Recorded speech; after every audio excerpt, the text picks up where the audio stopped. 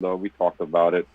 The late great author of the legendary manga Berserk, Kentaro Miura. It's been 1 year since he passed. That's very unfortunate. And as a big fan of his works, I just wanted to say that he was very inspirational in what he did. He spoke to a lot of people during a lot of troubling times.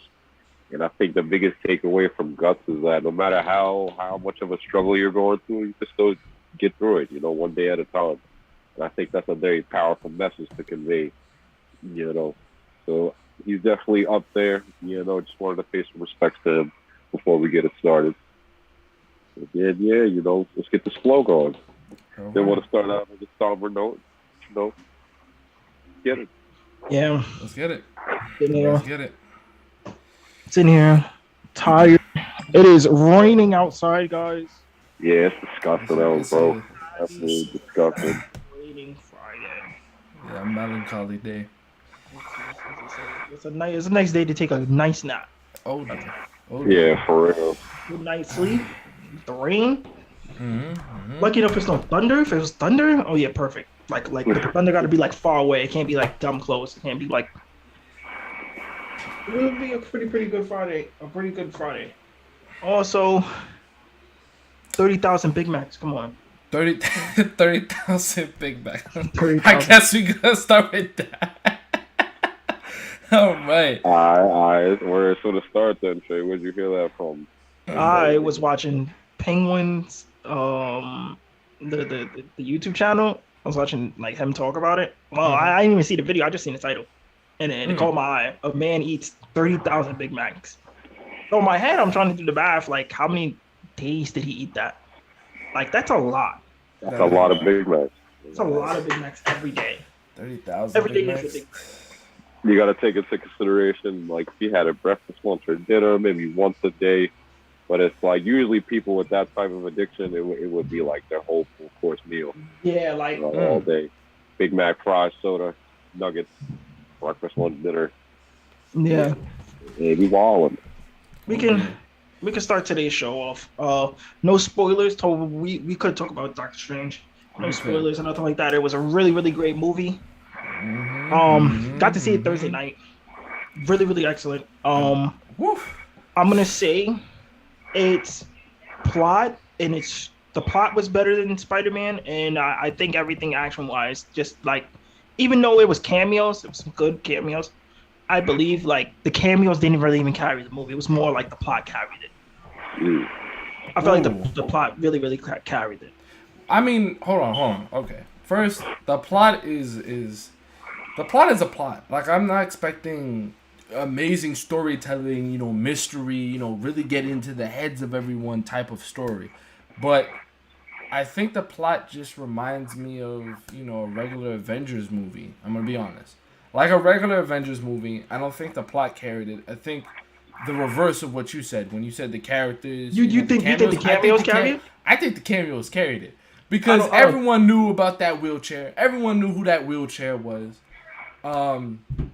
And what, if you paid attention to what that, the message was in the trailers, the Illuminati, you know what that meant when you were getting into Doctor Strange. So I think the trailers did a really good job of portraying it. And then the portrayal of it is what carried everyone to the movie, and it just followed suit. That's all it did. All it had to do was follow what it was throwing up, and then that was it. So I think just the cameos is really what gave it that, oomph, that good ass movie. Yeah. Wanda was really good in it. If you didn't watch WandaVision, you should have called it WandaVision. WandaVision came out. Definitely one of those things. Wanda was really good in it. Strange itself was good in it. American Chavez was a really good character, and the actress really did an amazing part. You know what else it felt like too? Also, it felt like Doctor Strange with Spider-Man again, kind of. Doctor Strange was Spider-Man. What can you elaborate? Because being like kind of like, remember how No Way Home was that was Spider-Man? No, was it No Way Home? That's what the latest Spider-Man was called. Yes, I believe it was No Way Home. Okay. So like certain sections kind of were giving me like this like Spider-Man feeling, like always like Strange kind of like relying Strange sometimes were kind of, well, yeah, he was kind of relying on Spider-Man being like, hey, I need you to do these things for me. Like, bring these people here so I can bring these big people back. Where kind of like in this movie was kind of like, hey, use your powers. Like, we have to use your powers and we need you to do these things for us. That's what it kind of felt. It kind of felt more like, kind of gave you that like a Spider-Man feeling a little bit. But it was really, really good, surprisingly. Surprisingly, it was like, really, really good. I knew it was going to be that good. I think... I don't think Thor is going to be better than it. I don't think Thor beats that movie. I don't think Thor is going to be even better than Spider-Man. I don't think Thor's movie is going to be better than Spider-Man either. I don't think so. You don't think so? No, Thor's movie in July is not going to be better than Spider-Man. I don't think it is. You don't think the Thor... Okay, first, for the people that don't know what's coming up on the Thor movie, Love and Thunder, the trailers are already out. So if you don't want to be, spoiled by what the trailers already show, I advise, close your ears. But we already know that Jane Foster, from, if you don't know who that is, from the first Thor movie and for the second Thor movie, she was a pretty crucial point in part in the story and the plot. She becomes the new Thor. By picking up the hammer. We know that Gore the God Butcherer, which is a very famous person in the comics, he's a person that just wipes gods off of the comic panels. He kills gods. So it's an important character and an important part to Thor's development. They didn't show him, right? What do you mean? They didn't show him in the trailer. They've showed clips of him. It's already out. Was he the one that caught the lightning? He wasn't the one that caught the lightning. No, right? No. Caught the lightning? It was like a lightning bolt. Yeah, it got thrown in the air and he caught it. I think that's. I don't think that's Gore. I don't remember Gore ever being able to do that. I'm not saying he couldn't do it, but I don't remember seeing Gore do that. I just know that Gore is. If it wasn't an all pasty white hand, then it's not. Oh him. yeah, they know. No, then it's not him. Yeah. So it's I think personally with just the elements of that, Thor's gonna be going through his character development again, and this is just gonna make him seem like a better character and a better person to pay attention to in these movies. It's gonna be a really good movie for people that pay attention. You do got the Guardians of the Galaxy also being in the movie. This go around too also. Which is gonna be pretty. The comedy is gonna be there. It's gonna be like some real funny moments. Thor's the guy who plays Thor, his real son is in the movie as well. He's in the beginning of the movie. He definitely is. Yeah. He's like the little boy. Like if you've seen in the trailer, he's the little boy running. That's like his real son. Also, we're gonna let Carlos introduce our next topic. So you can go ahead and start. Okay. Shit, I was thinking about the whole middle section of this topic and not even the intro of it. But I got you. So earlier today, I was reading a chapter of Baki, right? And it's standard fare. It's just pretty much like the anime. It's like, you're going around, this nigga beats his ass, he's getting his ass beat, all that good stuff. I got a quick question. For the fans who don't know what it is, can you explain at least the a summary of it? So a summary of Baki, eh? Oh, that's maybe just something to give them a little context to it. Okay. So what Baki is? Yeah, on Baki, right? So Baki, right, is a pretty much straight-on martial arts anime. It's a little bit out there with some of its characters and some of the situations, but it's pretty much from point A to point B. Your protagonist, Baki Hanma, he's son to the world's strongest creature, Yujiro Hanma, and pretty much he's striving to be as strong, if not stronger than him. So it's pretty much his exploits, adventures, all the quirky and insane characters that they meet and fight against. And that's pretty much a quick summary of Baki. It's like full-on action, kind of the bros manga, the bros anime. You know, they're testosterone heavy. Very. Pretty dope. It's a pretty dope show. You know, I would like it. I mean, I do like it. You know, I like it enough to read the manga. But in any case, yes. So Baki has an older brother named Jack, right? Mm-hmm. Right. Pretty much, you know what, to set up the context. Does an individual's perception of themselves influence the way they approach working out and training? Okay. So the thought occurred to me, right? I'm reading the manga. Pretty much the story on Baki's brother Jack is that when he was first introduced, he was like a weak, scrawny, bitch-ass person. Best way to put it. It was like he couldn't fight. He could barely lift. You know, he was really thin and bony. And that influenced him. He had the same dream as Baki, actually. He wanted to be stronger than his pops. But instead of doing what Baki did and just going about it with working out and whatnot, he decided to go take steroids. Not just any steroids, super steroids. Because of course it's an anime, they gotta drag it out. They gotta emphasize on the steroids. Yeah, you know, so he took elephant steroids and he just yeah. So now man's mad muscular. He's going off, and pretty much what happened was the latest chapter. We got a glimpse inside his mind state for the first time. Well, maybe not the first time, but one of the rare times. He was like, "Yo, this is what I want." Right. You know, like all this power, all this admiration, all this respect, all this fear, all these emotions coming from other people. And then I made me think. It was like, is that something all of us do, you know, as people who work out? And I'm like, no, I don't think so. You know, this is definitely interesting, you know. Like, maybe I was looking at it a little too deeply, but it was definitely a topic I wanted to touch upon. Because it was like, you know, maybe that does have an influence. Because I was comparing him to other characters. Take, like, Guy, for example. Guy was pretty much the military character of the show. You know, he was trained in a lot of military arts, very stealthy type character. And I'm like, yo, between him and Jack, there's like a world worth of difference between how much they want to fight.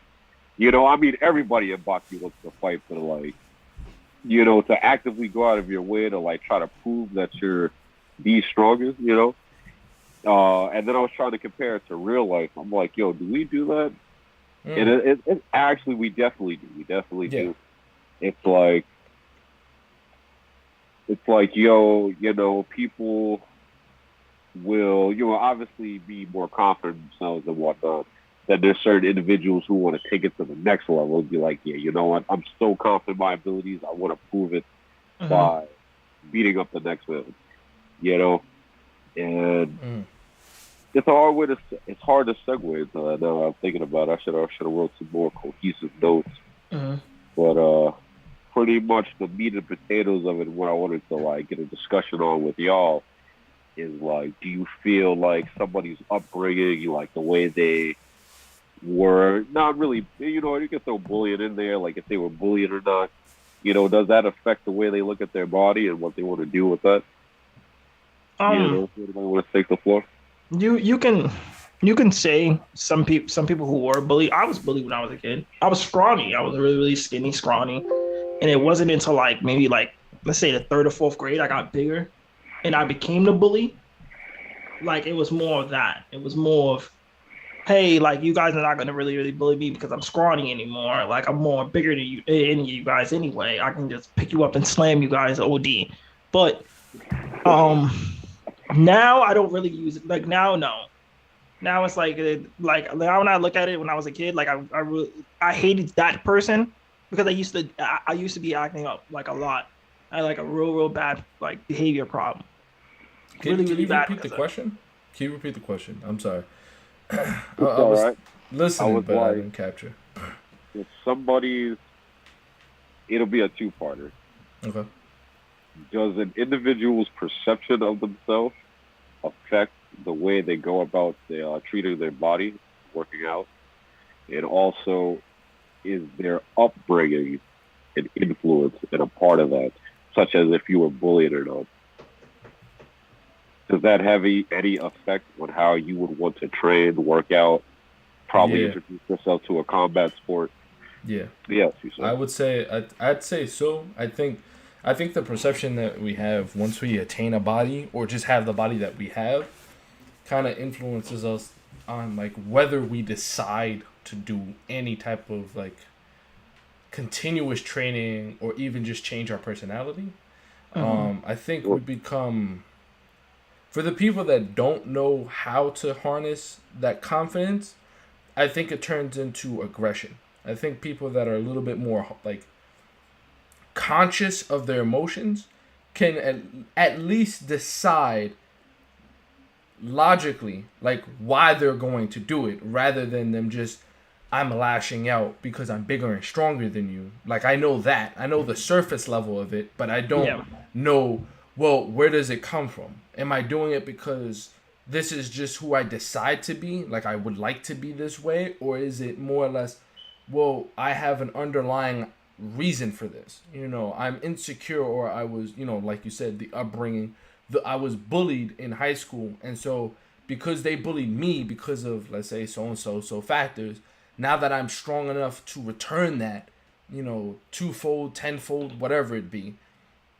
I'm now going to take it out on you and anyone else that I see have similar traits to you, to the nemesis in my head, for those individuals. I think personally, like, it just comes down to just temperament. How are you able to, like, control yourself and hold the beast inside? If you're easy to just explode, then I think that's I think you shouldn't work out. If you're easy to explode, I think you should only work out if you've gained at least the first level of self-consciousness. Being able to look at yourself and be like, I want to work out, and then pick a goal. You don't have to know yourself and the reason why you continue to do it, but the reason you want to do it is probably the most important thing that you should start with, instead of just being angry and then finding something to do and then that's it. So I think that's pretty much my view. That's kind of like scary too. Also, is like being like that. Like what if you're working out and you're like, you know what? I don't want to work out naturally. I'm just going to use steroids. And you already have anger problems. Don't do that. Don't That's do right. that. Yeah, that's wild. That's like the scariest thing you can do to yourself. It's just like, yeah, you know what? I'm gonna use steroids, and it's just gonna and you just end up like just having a lot of like roid rage and stuff like that. Oh, like you just blow up just cause. I definitely agree with you. And bouncing off of what Unique said, I actually seen this Instagram post. Like, not just any Instagram post. I'm usually following people that like write a lot of quotes, a lot of long form essay type things. Just to like peer into people's brains, see what they're like talking about. But pretty much, the guy posted a Baki picture, and he was pretty much like, it's essential that you work on your mind as well as your body. Exactly as you're saying, it's not enough to just work out on your body, because like if you still kept that aggressive trait, those negative traits, all you're doing is lashing out with a bigger body. And definitely, the brain is a muscle too. A lot of people tend to forget that it can be worked out and flexed on, just like an arm or a bicep. Yeah, you can. You could definitely not try to just be like this angry person and just be like, you know what? Now since I'm bigger than everybody, I'm gonna just start punching everybody I just see. Like, what? Like look, having that type of attitude and stuff. Like that's different. Didn't like Baki's like brother? Didn't he like lose the Baki? He like lost badly, and then he got dumb big. He lost the Baki. Steroids. Yeah. Disgusting. He went from like what 6'3"? Yeah, he went from 6'3" to 8 foot or 7'9" or something. Like 8'1", I think. And he stretched out his whole body. Monster. He was huge. Compared to everyone else, especially his younger brother, like, and he's like what 5'3", like he's dumb small, but he's washing like everyone else. Who's bigger than him and just choking him out. Facts. Like he'll choke him out or snuff them, and then he'll just sleep. OD. He'll be So like, that's a little crazy, though. I wouldn't want to be that. I wouldn't want to be that brolic just for no reason, and then you still lose, and then you're getting mad because you're like, now, I lost to my little brother. He's like, yo, bro, I lost to my little brother. Now I gotta get bigger. You know what? OD. I gotta get bigger now. The steroids wasn't enough. I need more. I need more. I need to get genetically. I need you to stretch my body out and Stretch your bones. Word, Yo, did you know that's a real thing? Yeah. You know that's a real thing, and that actually it like increases. I think like it's like a couple inches. 2-3 inches. Like you get like 2 to 3 inches taller. They stretch out. Yo, I'm gonna save up some money and get that surgery so I could be the tallest one in this group.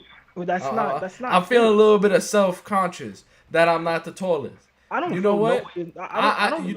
But I feel like I'm not the self-conscious. I feel self-conscious though. I'm 5'11" and I don't feel any that type goes of way into my whole. That goes into my whole mindset. It's like, bro, I could be taller than you, but there's somebody out there that's literally towering over me. Yeah. I get it. So like, as long as I think think about it like this, bro. Like, we're tall. Like, you know what? I got you. In my everyday life, I walk around. A lot of people just want to look at me because I'm tall. Right? Yeah, I understand. But then I'm like, yo, a lot of y'all watch basketball. Yeah. They're giants. They're giants, bro. I'm like a regular person to them. I'm not that tall. So like that kind of helped me get over my consciousness about it. I remember when I was working in White Plains and I was working at Toys R Us. One of the players who played for the Knicks was there. And he's standing, and he's 7 foot. And from a distance, you can see that he's dumb tall. Like you can see, it's like he's a giant. Like it's like, yo, bro. It's like he's like dumb tall, and it's like scary. Like, yo, how do you go about your day normally that tall? like I know you got to get you probably get like your bed custom made because no bed is that long for you. Yeah, true. OD. Yeah, I realize that. That's kind of selfish. People think being tall is all funny and games. There's a lot of problems. Look at like Shaq. Imagine like Shaq. Shaq can't get into normal cars, so he has to get his cars probably like custom. Custom seating. Shoes, custom. Size 23, they don't come around often, bro. Yeah. Yeah. Yeah, you're not finding a lot of those sizes like that. You're not like 7. Who wants to walk around at 7'1"? You're gonna have a lot of knee problems eventually. Wow. Eventually, when you get older, them knees just gonna be a lot of knees, a lot of hunchbacks that you gotta keep bending in to get to doors. It's crazy as hell. I agree. But that leads to my next thing with the Baki subject and whatnot. Let's see if we can get to the root. Maybe not even the root, but just have a dialogue on it. Okay. The male desire for competition. The male desire for competition. I mean, it's not even just a male desire for competition. It's just That's but the it one boils. We're gonna focus on between men. The monos, the gays old. Right. Obviously we know it was a survival thing. It's in our DNA as men and as humans. Survival of the fittest. We gotta procreate. The only way to do that, handle adversity. Yeah. But I'm talking the real, because like you have something I don't have, or because you look like something I don't. So not even just that. So we're talking about male to male envy. Like I envy you so much that I'm gonna have to get in the competition. I'm gonna have to find whatever I need to find to be better than you, or at least acquire the same that you have. I guess you could say. I would say that's a part, but also we can look at it in the general sense, like let's say like compared, obviously we can only compare ourselves to women, like compared to women, we have more of a hunger to like, not even just achieve, but to put it in the other man's face. Like, look at my fucking accomplishment. I'm better than you. Or like, for example, when we're playing League, just 24/7, y'all are trash. Fucking scrub. Trash. Wow, damn. What a save. Like, shit like that, is like... I think that's like an ego thing, too. An ego thing. It can feed into a ego. Right, like we were talking about the self-consciousness earlier. The Yeah. whole, I got to this point, I'm better than you. Like automatically, you just have that confidence. Yeah. And it's like kind of false. It's not really false confidence because you have the feats to show it, but it's kind of like in the sense like, is the confidence really a part of me, or is it because I've attained something? And if I lose it, I no longer have that confidence. So I think, that competitive nature that we have, I think it starts out that way. Like that starts out, really surface level. I have it. I've acquired the trophy, the award. I've acquired the title. But like, as you get deeper into it, I think like it just starts to, become built into you. You start to build into it. I think, once you get into it, there's a problem though. There's like one issue that I know is when people start to attack your title, attack the thing that you're good at, it almost feels like they're attacking yourself. That you have to defend it with your entire life because it's so built into you. I think that's the issue that lies within that. And I personally don't know how to get over that. Because I feel like, I'm starting to get competitive in myself and, in my life, I really wasn't competitive. I never wanted to be competitive. I never seen the need of it, but that's probably because I never seen people, what's the word? I never seen it at the same time see the physical reason for it. I never connected the two, and now I've connected the two, and I'm trying to get into that race. And I feel like this is a problem I'm going to have to run into. I can't skip it. I'm going to have to run into it. So, what from y'all, opinions, what do y'all think? What do y'all think, men can just avoid? I definitely see eye to eye with you. I wouldn't necessarily say avoid it because, honestly, I feel like it's healthy. Because, matter of fact, the thing is, we have to differentiate between healthy and unhealthy competition. Yeah, I feel like healthy competition will allow both parties to grow as individuals. Like, for example, when we were skating, we had like little subsections of groups. So they'd be like, I skate with him on some days when everybody else is gone, pretty much. And like, we'll go back and forth with each other. They're trying to get tricks, work on the tricks and improving. And it's like that. Not even that forced competition because we both put it upon ourselves, but it's like that focus on like, all right, you are my rival. Like not even just exceed you, but like, you know what? If it's going that way, it's going that way, but it's not serious. It's like it's gonna be the back and forth. Like if you get better than me, I can handle it, and vice versa. Yeah. Whereas with like unhealthy competition, let's say that back and forth is happening, but the second you get ahead, your competitor is like, fuck this.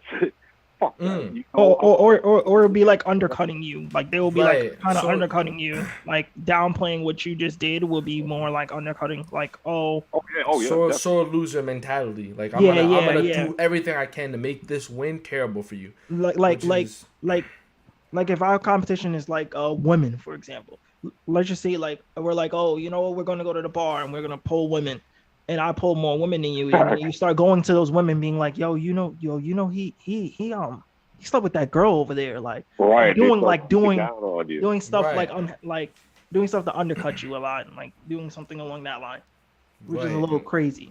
I don't know, like that whole that's just a problem. That healthy competition, negative competition. I think it's a positive thing, like which I agree with, but I don't know. I feel like society nowadays praises that the undercutting a lot more. Yeah. Like people on a baseline, when they go on Twitter, when they do any competitions, that it's not like you won the fair one. Let's get back into it. Next year I'm gonna come back and I'm gonna win.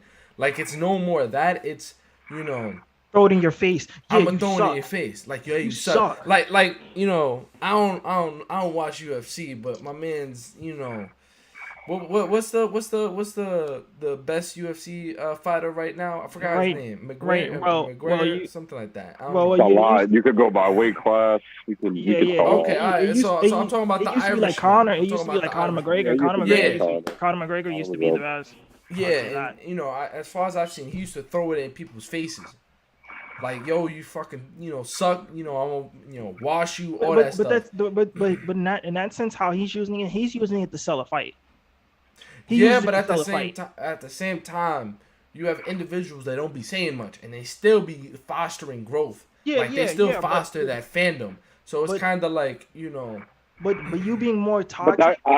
I feel like that goes into the duality of competition and like the people that get into the competitive standpoint. But before I get into that, to answer your question, I don't think there is a way to like avoid it because it's right. such a primal need. It's like lust, like you want to fuck, you want to fight, you want to dominate, like it's just Right. so ingrained in your like process that like you would probably have to literally rip out a part of your brain to get you to not like feel that. Facts. You could be born without that kind of trait. You could just be you could well, just be. no, I'm sorry. You feel can't. like it. I feel like it's more so fostered over a long period. Like to get into what you said about society, it's like I would argue that society is actually really downplaying aggression and competition. Like especially between younger generations and boys, it's like yes, Right. you wouldn't want a boy to beat on a girl, but at the same time, yes, like they are boys, they're aggressive, they want to compete. We should have more active things for them to do to let it out and to like Right. have them get in touch with that instinct, because it's not going to go away. It's just like with other things, like if they try to bury it, it's going to be buried and then it's going to pop out at a later time, but in a more destructive tone because they didn't have a chance to harness it. You know what I mean? When it comes to that, oh, my fault. I'm sorry. When it comes to that, I just want to add something. Like when it comes to that, we have to stop giving the, participation trophy. You gotta stop giving participation trophies because that fostering growth at a young age is important. Like you said, Gary, you can't have here you go because you at least achieved something. No, you lost. I'm sorry, it sucks, but if you want to get better, continue. And I think parents need to be like, look, listen, you did lose. Like you did lose, but you tried. And you can get better. You can be better than him. Get back in the race. Let's get back into it. But you have to tell them, do not give up. If it's something that you want, if it's something that you desire, if you want to be the best at this, then continue to be the best. Yeah. I'm not going to give you participation trophies. I'm not going to tell you, well, it's all right, it's a game. No, it's not a game. Life is like this. Life is competitive. I need you to be in it. Because if you win it, your life is infinitely more better than the person that thinks that participating is okay. Because, I helped out the business. All right. No, I want to be the best in the business. Why? Yeah. Benefits, more money, higher positions, more vacation days. Because I can make the money to take vacation days. Yeah. Right. You could definitely. It's definitely one of those things that you gotta like. But what I was gonna say was you could definitely never be around that. Let's just say none of the people in your life never brung up like competition and stuff like that. They can just have you just inside, just never being in that circle of like every time like all I hear is like, yo, yeah, I'm better than you in this, I'm better than you in that. There's kids that never care about competition. Like they probably just go through life probably normal. Right, to get into the society thing. That's what I was also thinking about when I was watching Baki. Reading Baki. It was like, yo,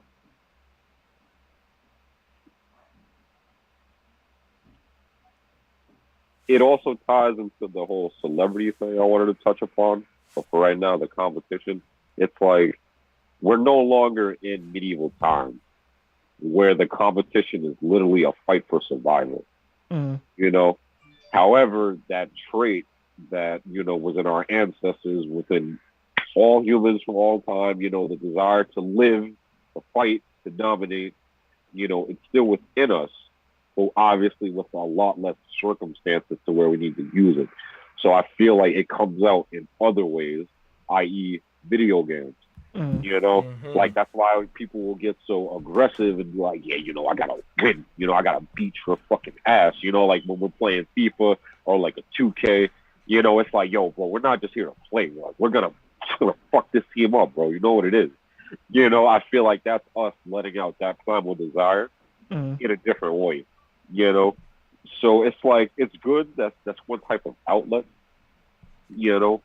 But obviously it's looked down upon. It's like, yeah, people's like, yeah, he's just a fucking gamer. He ain't really doing much. And it's like, to an extent, I do agree, because it's like, yeah, if you're just playing the games and whatnot, you're not doing anything else.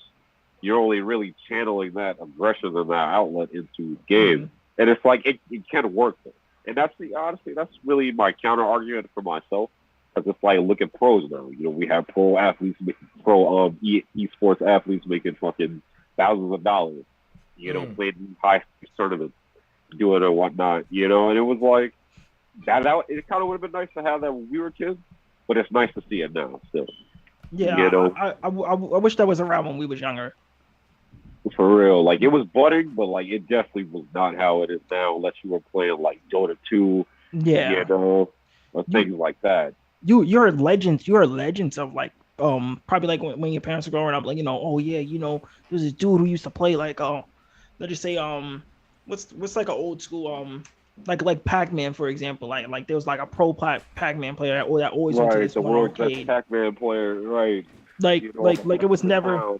It was never like how it is now, where like you can search up, there's like probably 50 esport people in the US probably going crazy playing different games, going crazy. Hundreds, really hundreds. I would say more than that. But like, and that's like their job to get that profession. Like, so I can imagine like them like taking that like 100% serious, and like their competition was probably like, yo, I want to be the best, so I'm sleeping that game.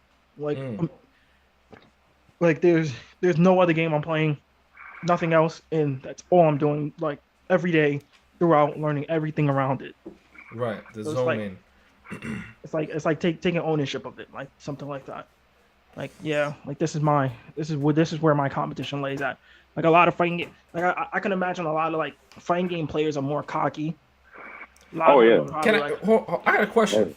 I had a question with regarding the competition, and this is something that I don't know if it's true or not, because they say it's a myth, but sometimes it's not.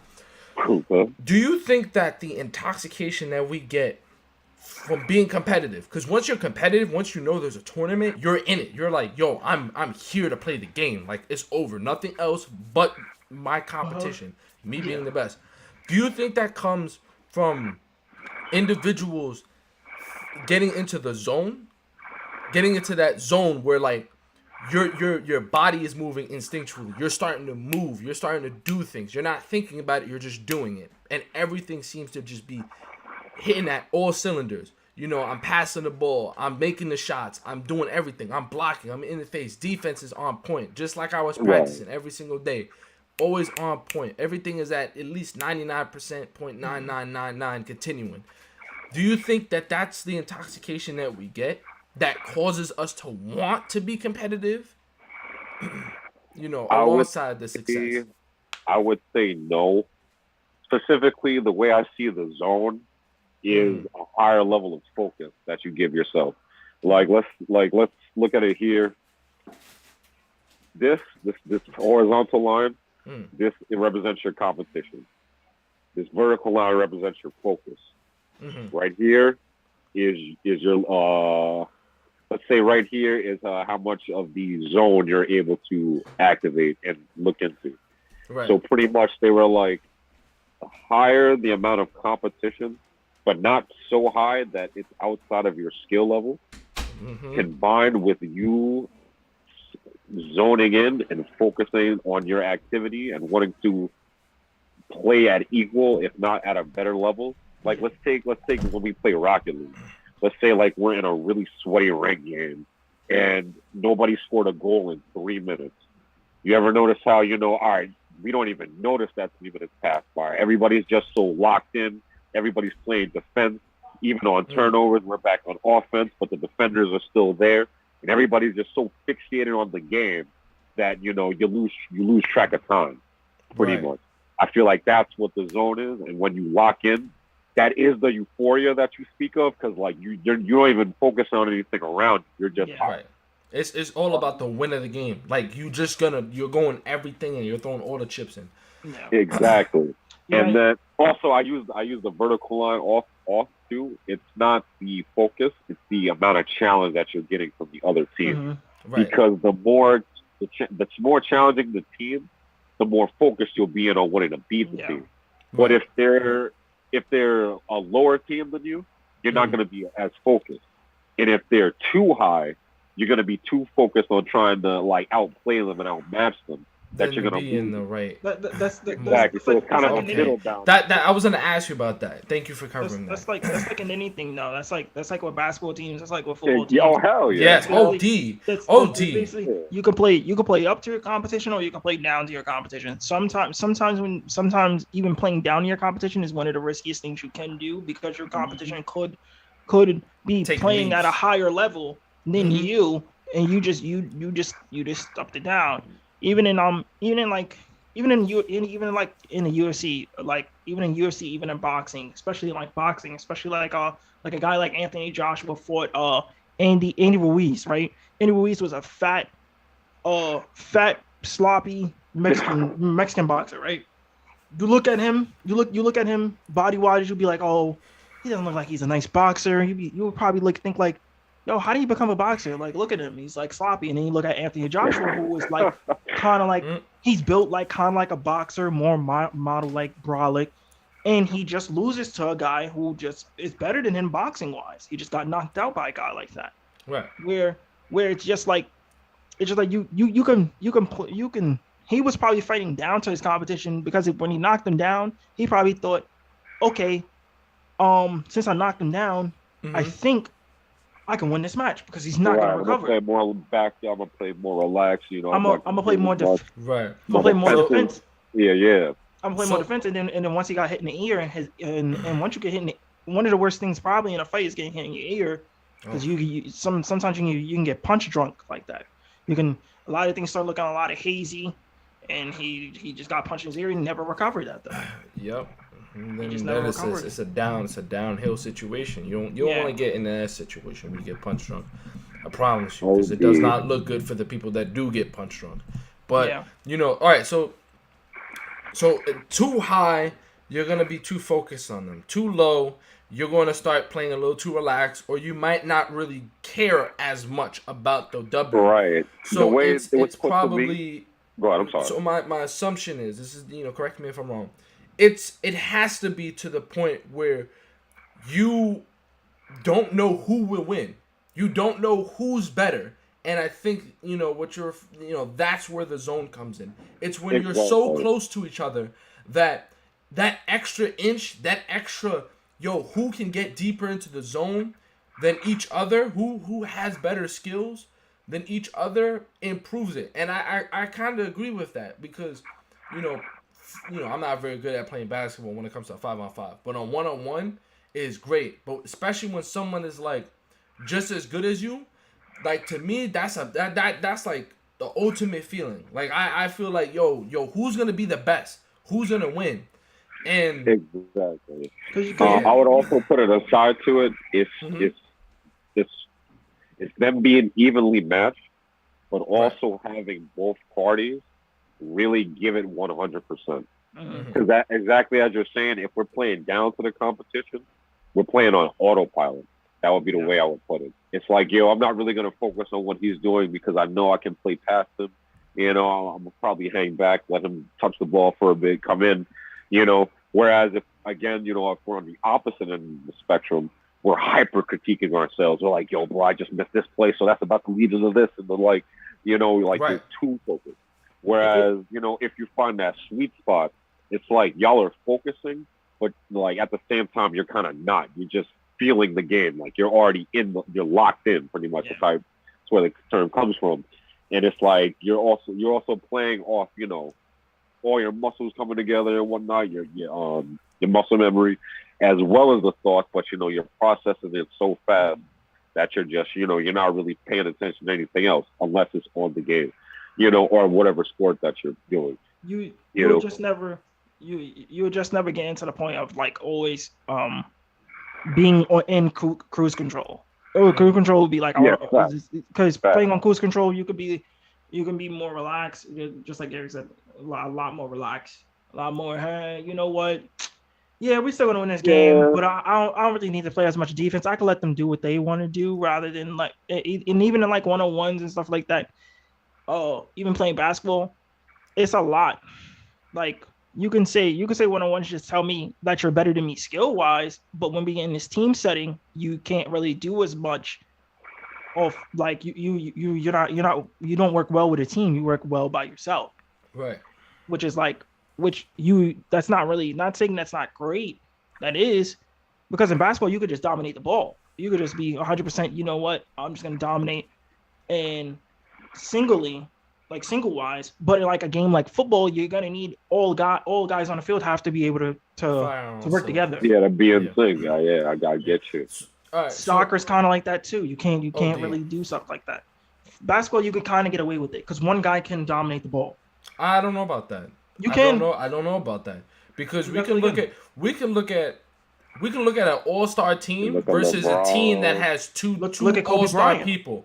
You can't compare an all-star team to two people that have all-star material. The only thing that has to play is that if everyone's firing on all cylinders, you can't compare the two. Now,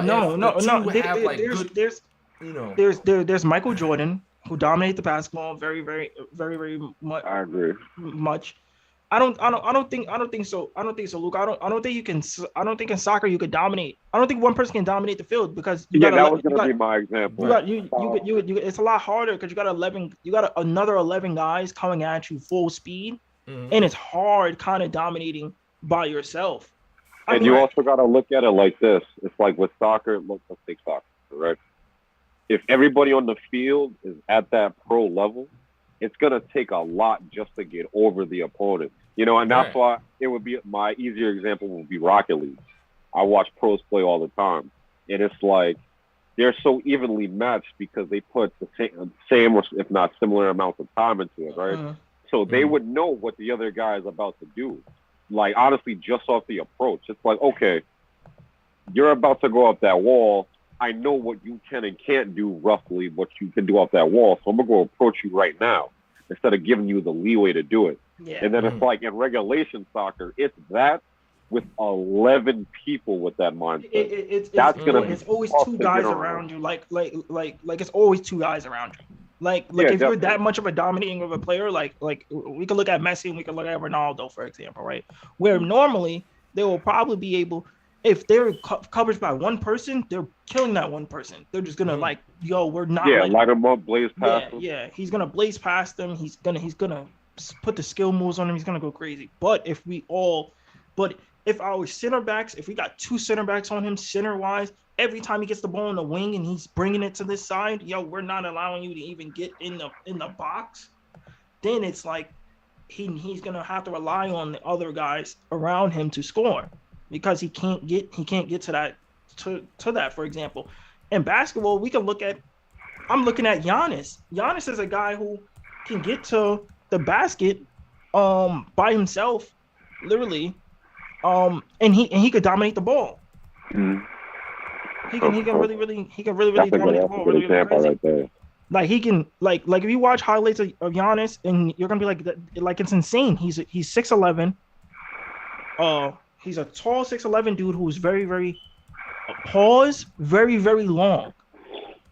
Like he's like stretching. Like pause. He looks like no pause. Whoa, wait a minute, no pause. There was a pause. Oh, okay. I'm making sure. He's like literally like Mr. Fantastic if Mr. Fantastic played basketball. Like, now you're going a little too far with the long. No, I know. I swear to you, tonight, each of y'all watch who Giannis is. Watch who Giannis Antetokounmpo. Coco, right? Yeah. Yeah, Oh he is literally he is really tall, bro. like It's not even he's just tall tall, and brolic now, he got length, bro. and he's taking 2 steps to the rim, and the 2 steps. Let's just say he's at the 3-point line, and he takes 2 steps. He's already in the paint. That's how long he's taking those steps. Like he's taking giant steps to get to the rim. Like he can dominate the ball. You can win with one guy being the domination. You can. Now the only thing is now in basketball it's a little bit. You can say it's a little bit more harder but people don't really play as much defense as they were playing like back in the day, where it was kind of like it's bully ball back in the day. So it's like you can get away with it there, but in other sports you can't really do that by like singular. You can't. Yeah, I would say the higher the number of people, especially around the professional level, the harder it would be to get around them. Yeah. And then especially like considering you have to do it consistently, plus while keeping an eye on the clock, like that's another reason I bring it into soccer. For you to 1v11 somebody, for you to 1v11 a team for an hour and a half, I'm not saying it's impossible, but that's pretty high odds, especially considering for 90 minutes, and then I'm not adding the possibility of plus time. And it's plus time because in soccer, like, all right, let's just say in soccer, all right, the first 2 halves is 45 minutes, right? The first and second half is 45, and then on top of that, we can add. Let's say we add another 5 minutes on top of that. That's dumb long. Like you just ran up and down this field for dumb long. Tired, you probably winded, and there's no timeouts, there's no breaks, there's no real breaks unless somebody gets hurt. We could take a little short break, get a little bit of water, and then run right back out. But it's not like that all the time. Not every game is like that. So like Rocket League, imagine every time somebody gets boomed, we got to stop play. Yeah, true. Rocket League is a little street ballish. Even in Rocket League, you can't really dominate with one person. You have to have a great unit around you. Like if it's 3v3, you got to have a great unit.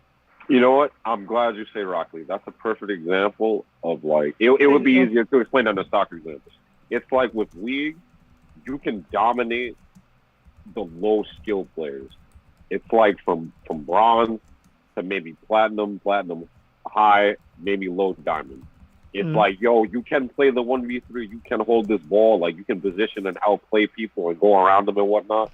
But once you start breaking in the middle high diamond and the champions ranks, where everybody like already knows what they're doing and how to respond to whatever you're doing, it's gonna be harder. Especially like in Rocket League, it's like people know how to read the ball. Yeah, it doesn't matter where you hit it, they'll have an answer for it pretty much at the higher rank. So like now you have to really dictate where this ball is about to go to not only get over one smart defender, but 3 of them stacked, and to consistently do it and find clever ways to get through them as well as score is tough. Very tough. And we're not adding on the fact that all 3 defenders they're not going to all triple commit on you. So, So like one guy's going to jump for the ball, the other guy's already in position from once that guy hits that ball, he's already in position to catch it. So he already knows where the ball's going to go before anything else. So that's a fact. Exactly. That's why people be getting a lot of pre-reads the higher levels we go and whatnot. And then even on defense, it's like they know how to defend against a lot of things. Let's say, like, for example, when we first learned how to air play, I learned how to get double touches and whatnot. It used to be nothing to catch a double touch. Now you have to really go out your way to set it up. You got to No, matter of fact, I'll go with the air dribble because that's better.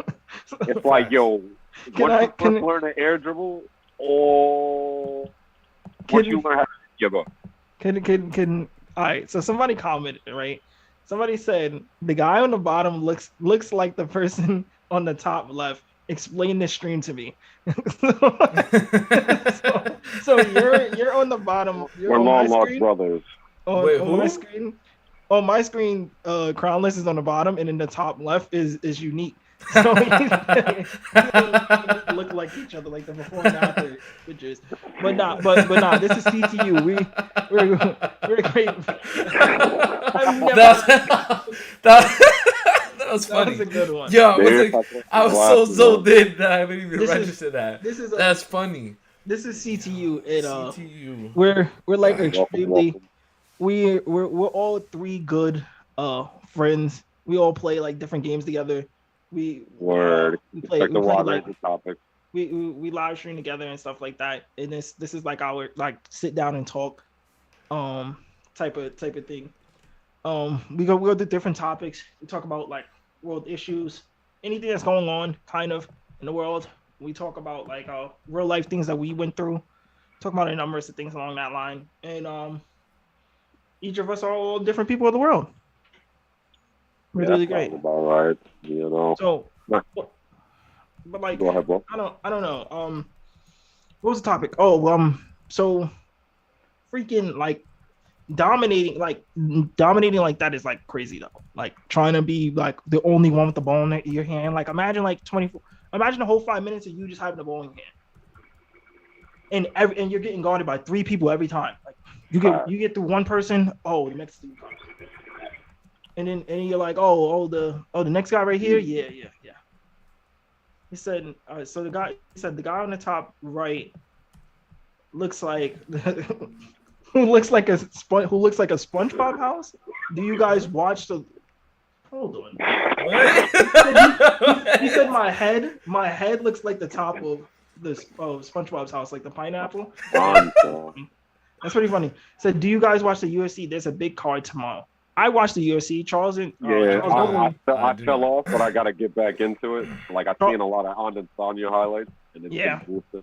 Also, seeing the story about the lightweight champion losing his belt. Yeah. You know, we got to talk about that, but put me on what's happening tomorrow. Right. So I don't watch it. I'm not. I like to play in sports. So tomorrow, Charles and I feel you. I would say definitely get into it. UFC is mad entertaining, bro. Heavy on the entertainers. Charles and Overeem fights Justin Gaethje. You said Overeem? Yeah. Allison? Oh yeah. All right, he fights Gaethje, but he just missed weight, and so he missed weight, so he got stripped for his belt. And so I don't know what happens to the belt. One of my boys are saying that that the scales were different. Like it was 2 different scales, and freaking one of them said that he was there in weight, and then the other one said that he wasn't. And then it was like it's really, really crazy though. I wish he did keep his belt because he was gonna beat the bricks off of Gaethje anyway. Gaethje's not beating him. He's not beating him. Because if Dustin Poirier couldn't beat him, what the hell you think Justin Gaethje's the answer? I think so. I'm gonna be honest. I think so. No. I don't know. You see. Where am I confusing? I'm a little stuck because Justin I mean? Gaethje kind of fights the same way like as Dustin Poirier. He's kind of like a stand-up guy, knockout power. Charles Overeem just took a lot of punches from Poirier, and he was eating them punches. He was eating them. He was eating a lot of punches, and that like, and that's like an interesting. That's like sad because he's gonna get that belt back anyway.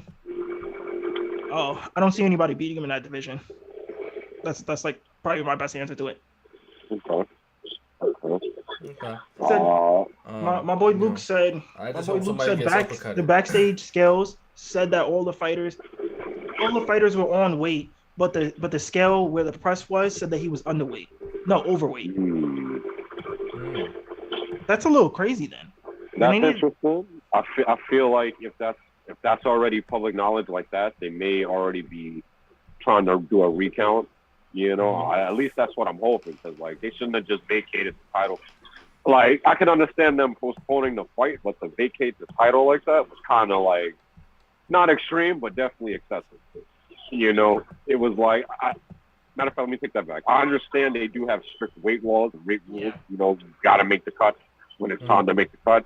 But like, if the scales in the back where the fighters are already like at, the ones that we did before the press say that I'm on weight, there couldn't be this sudden change like that, bro. I didn't go fucking eat a Twinkie, and now I'm like 3 pounds heavy. Yeah. Like I didn't eat a whole Thanksgiving meal within that time frame. Within that time frame, bro. Because that's impossible. Oh, let's just say like Well, what is lightweight? Like what? 150, 155 or something like that? I think that is. I think I that's think 155. 150 is the max, yeah, and then it goes into welter. I think like yeah, it's like 155, I believe. So Yeah, I feel like let's just say, 136, 155. let, let's say the one backstage says that I'm exactly 155, then the one over there says I'm 157. Hey, listen, I don't know how that's possible. Like I didn't gain 2 pounds. I just woke. First off, I just jumped. Yeah, I knew it was 155. Let's just say I just get like a drink of water. Oh yeah, you're over 3 pounds. What? How's that possible? Yeah, that's actually kind of funny. How's that possible or something like that? That's, and him getting vacated for the belt, that's kind of stupid. Yeah. I think Dana and them is like stupid on that part. Yeah, they're kind of extreme on that one. You should never. If that's the case, if he's overweight, then don't make it a title fight.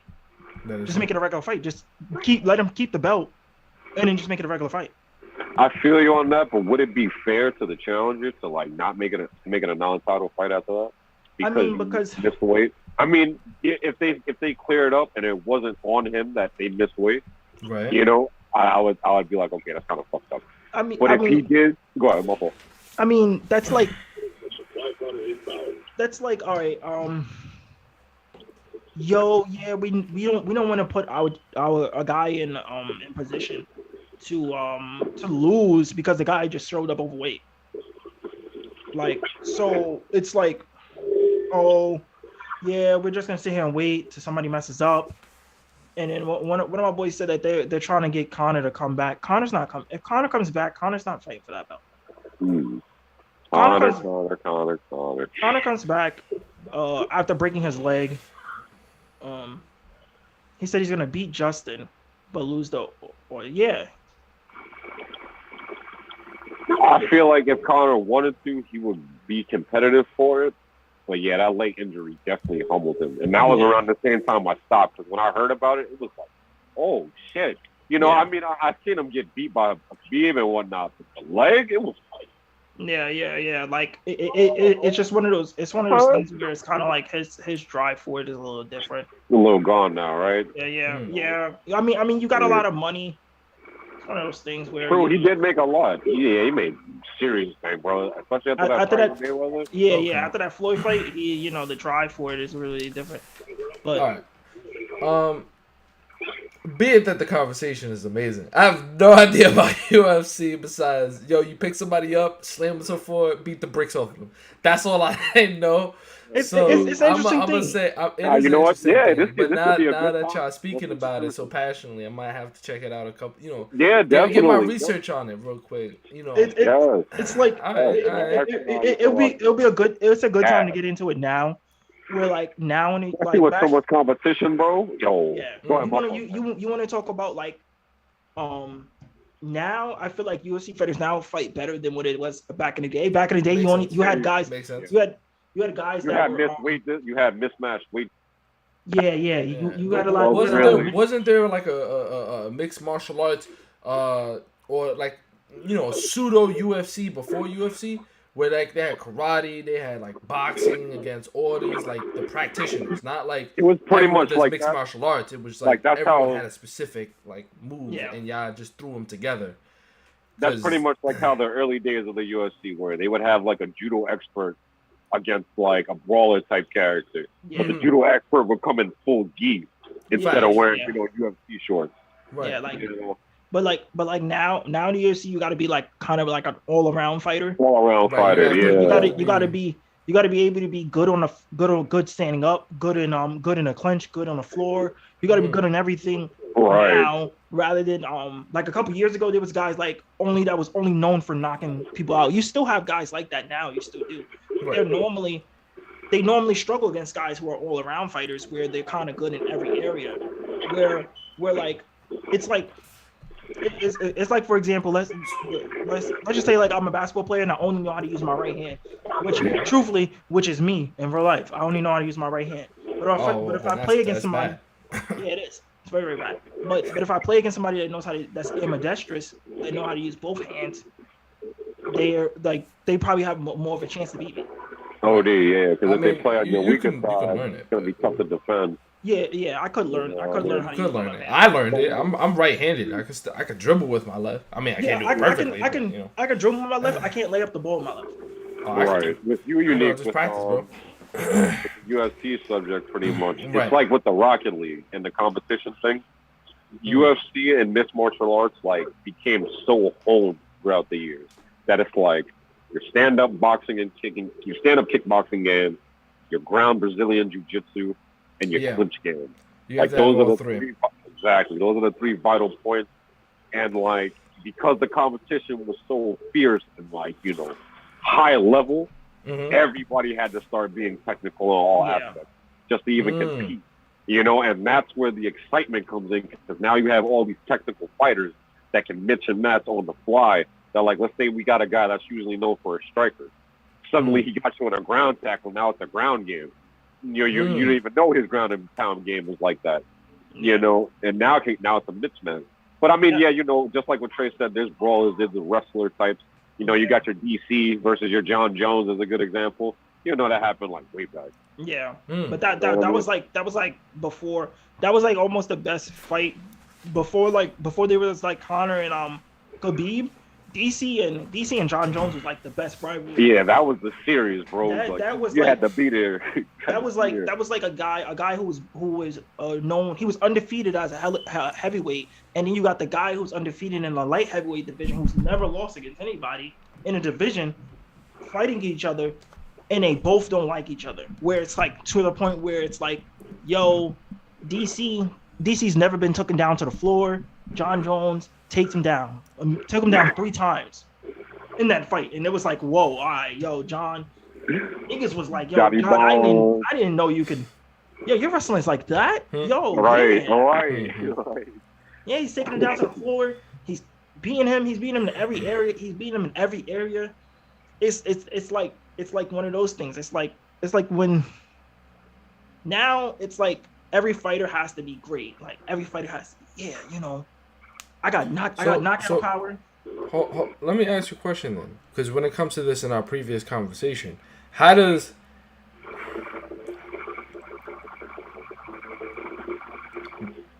do you think the reason? What do you think the reason is for like the competitors and for people that are in the UFC to continue going after being defeated? Because it's scientifically proven that like when an individual, especially a human male, when we experience defeat, physically we start to like show properties of the defeated. Shoulders slumped, head open, most of the time down, So what do you think that makes, UFC, fighters different from us? For the vast majority of people that do have defeats and don't change. That right there is what separates the people who are in the ring versus the ones who aren't. It's like if I'm training every day, like this is what I want. You feel me? Like if I want to be in that octagon, I want to be the winner. I want that belt. More than breathing. That's what I'm doing every single day. And I lose. Yes, it's gonna be crushing. But at the end of the day, my spirit ain't gonna be defeated. Yeah. Unless I'm like CM Punk. Because like he was done after that first fight. But like in general, it's like, all right, winning and losses are gonna happen. Ain't nobody gonna be in the UFC like undefeated. I mean, there are some examples. Obviously, we just talked about. You got guys like Khabib. You got guys that never lost. You got John Jones that never lost. You got John Jones that never lost. You got Conor for a while before he ends up losing. Yeah. But it's like, aside from that, like, it's gonna happen. You're gonna get knocked out. Yeah. Either you're gonna get back up, or you're not gonna be in the UFC. You know what I mean? And it's your job. You live to fight another day every day. Exactly. It's more like I lost, but like I lost to a guy who's better than me in certain areas, but I know I'm gonna go back, watch the film. I'm gonna have the more drive to actually be better this next fight. Usually guys do have that. I would also throw in too, going from our other conversation. Right. It's exactly why it's very important to train your mental as well as your physical. Mm-hmm. They have a higher level of mental fortitude. And I'm not just talking, I can take a punch. I can take being knocked out, being publicly ridiculed for months, and still have the urge to want to go fight again. Because if I win, all of that is clips. I don't give a fuck who's talking down on me because I got the win at that point. You know, you updating your resume every time you get in there. That's fire. That's fire. I like that. Every time you get in there, you're updating your resume. So you could be a guy who got knocked out maybe 2 times. You know the last couple times you fought, and then the next thing you know, you hit like you hit in a row. Then you won like 5 in a row, and then you're back in the title. You might be in a title talk even after that. So that's another thing updating your resume. My fault. Updating your resume every time you do something. Every time you achieve something, you go to work, you take this day off, you do this, you updating your resume. So update your resume to something actually productive. Yeah. And it actually gets you somewhere. Right. That's a fire way to think about it. Yo, Trayvon, I appreciate you. That was dope. You're like another. Go ahead. No. Oh, but word. I was just gonna make it quick. Another way you could throw it in unique too is that UFC has a ranking system. It's like there'll be unranked fighters, and then there'll be the top 15. And it's like you want to make rank because when you're in the second place spot, you're a contender for the title shot. You know, and you want, of course, you want that title. That's why we're all here at the end of the day for that title, for the big bucks, for the fucking fans to be in here saying my name. You know, known around the world. And that is a feeling shared across everybody that is signed here. Yeah. So in order for myself to even like sit here with all these people, I gotta have the drive of a fucking demon. You know, because to be better than this guy every day, like, you know what, I'm better than this guy. I'm better than like him. Number one with my name on it doesn't come light. There's a lot of weight behind it because underneath me is everybody trying to beat my ass. You know, you can look at it like a real life video game. It's like, yo, I'm at the top, but then there's everybody else at the bottom climbing up that I have to worry about. Yeah. So even when I'm at the top, they can't slack because it's like you slack, you lose. Yeah. You know, but if you on it, best believe ain't no one gonna get past me. It's like you know what it's really like. It's like King of the Hill. It's like King of the Hill. Of course. Perfect. It's like King of the Hill. It's like hey, listen, I'm the guy at this mountain. Come on, guys. Let's see. Who's gonna be the first one to get knocked down? Who's gonna be the guy to knock me down? Who's gonna be that guy? Facts. Who wants to take this punishment of me being this all around fighter? Where like now, like a guy like Usman, right? For example, Usman was mostly known as a wrestler. Really wrestling impeccable. Take you down to the floor. OD. He's ground and pound. He's gonna get you to that ground. He's gonna beat you up. Now he got his hands up. He kind of got more. He can knock you out with his hands now, and he can also still wrestle. And he still has that great background in that wrestling. He can always fall back on, even if the stand up is not working for him that night. So it's like always having something. You know, you keep on adding to it. You keep on adding to it. Like you're like, you know, it's like in anything. It's like if you only.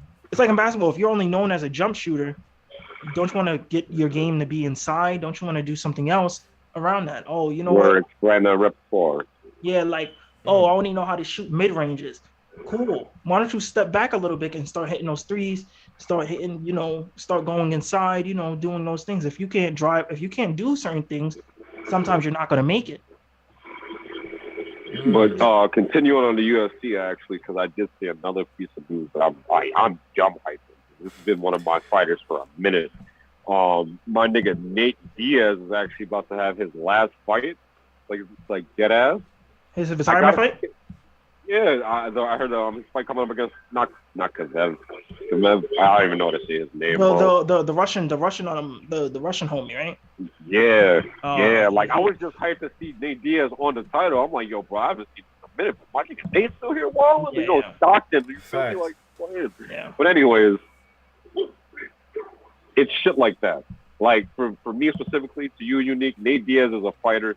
He's extremely prideful. Like he's prideful amongst the prideful. Yeah. You know, like in the ring, he's slapping you in the face, bro. He's throwing the fuck you. You know, he's Stockton. Yeah. Stockton. He's throwing him and his brother just Stockton, motherfucker. Stockton, like just slopping, like his brother. His brother's fought Robbie. He fought Robbie Lord. He fought Robbie Lord. And Robbie Lawler at the time was the baddest dude in the world. Like the baddest dude in the world. You didn't want to fuck with him. as soon as he got in the octagon, he slaps him, gives him the middle finger. He's like, Stockton, motherfucker, Stockton. Like, kept on saying it and just kept on saying it the whole fight. And it was fucking with Rob. It was fucking with Robbie. Like, yo, what's wrong with him? Like, he's like, yo, what's wrong with him? Like, but it ended up. I think Nick ended up winning that fight. I think he ended up beating Robbie Lawler at that time. I think so too. I think it was the decision, if I'm not mistaken. The brother was the one that beat Conor. Nate. Yeah, that was a good fight. That was a really good fight. I remember that. See, another thing too unique I like about the Diaz brothers, especially Nate, they have a lot of heart. It's like it goes into the mental fortitude that I was talking about. Nate and them, they will get fucked up, bro. But also because Nate has some scarring on his above his eye. Right, makes it easier. He's leaking. Yeah. Bro, like face is bloodied up, you're tired, you're exhausted, and like you still have another 10 minutes worth of fighting to go. You know, like it takes a different level to like even still want to stand at that point. You know, and they do that a lot. Like a lot of their fights be going to decisions or a knockout, and like it's great to see. Like honestly, it's like with Lee. Like if you see a fight one time from start to finish, you like, yo. You know, or like if you see some like one high kick to the neck, you're like, oh, yo, my nigga just fucking checked. Like, I'm telling you, bro, it's interesting. You're gonna love it. Some of these guys got great drive. Like even like to even when they like lose a round, you could tell like when they lose a round, some of them don't get even like their psyche is like, yo, bro, I lost that round, cool. Next round coming. It's the same thing on like boxing, but I feel like in the UFC, I think storylines like really like and in the UFC, storylines are really really great. I think boxing doesn't really have that great storylines because a lot of the top guys in boxing are not fighting each other. A lot of the top guys are like fighting guys that are unknown. They're not fighting everybody. They're not fighting those top guys. So I mean, I think boxing has its own issues entirely. I think separate from UFC. I think the introduction with the woke culture, the Gen Zs, the millennials that are popping into this, and I say not in its entirety, but I'm saying with this generation, you have popular influencers deciding that they want to box. NBA players that thinking that they want to box, I'm specifically saying Logan Paul. Like Logan Paul, I can give him some credit that he is putting in the work. I can see that he's getting in the coaches, he's practicing, so on and so forth. But I personally do not know, because I only know what's being headlines when it comes to these type of sports. But I don't know if is he getting in the league? Is he getting into the pros? The boxing. He has boxing. I don't think he has his debut match, right? No. He has. He fought Mayweather. He's been fighting guys that are like UFC fighters. Of course he lost. He's fighting UFC guys. He's not fighting guys that are like official boxers.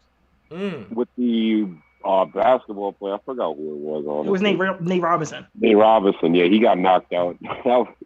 That was a disappointment of the world. Sadness. Because he was saying he was doing it for the culture. He was wilding, and you end up getting knocked out. And you end up getting knocked out. The culture failed. Then he failed the culture, and the culture failed him. You end up getting knocked out. It's not good.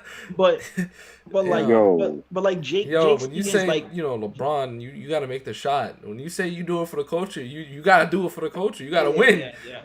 Jake and the thing is, well, like Jake and Logan, it's not like saying like, oh, they're putting a bad spot on boxing. They're like saying like, hey, listen, like we wanna get into real boxing, but some of these real guys are not like they have to fight like a real boxer. They have to fight guys like they have to find like a guy who has like let's say a guy who has like 30, 20 matches under his belt that's been in the game for a minute. In boxing, you have to fight somebody like that. You can't just fight a guy in the UFC who only knows kicking, taking people down to the floor. He's not really known as a striker, and he And even if you are known as a striker, like it's different. It's similar, but it's different. Different striking in boxing. You're using net. You're using everything. You're using everything.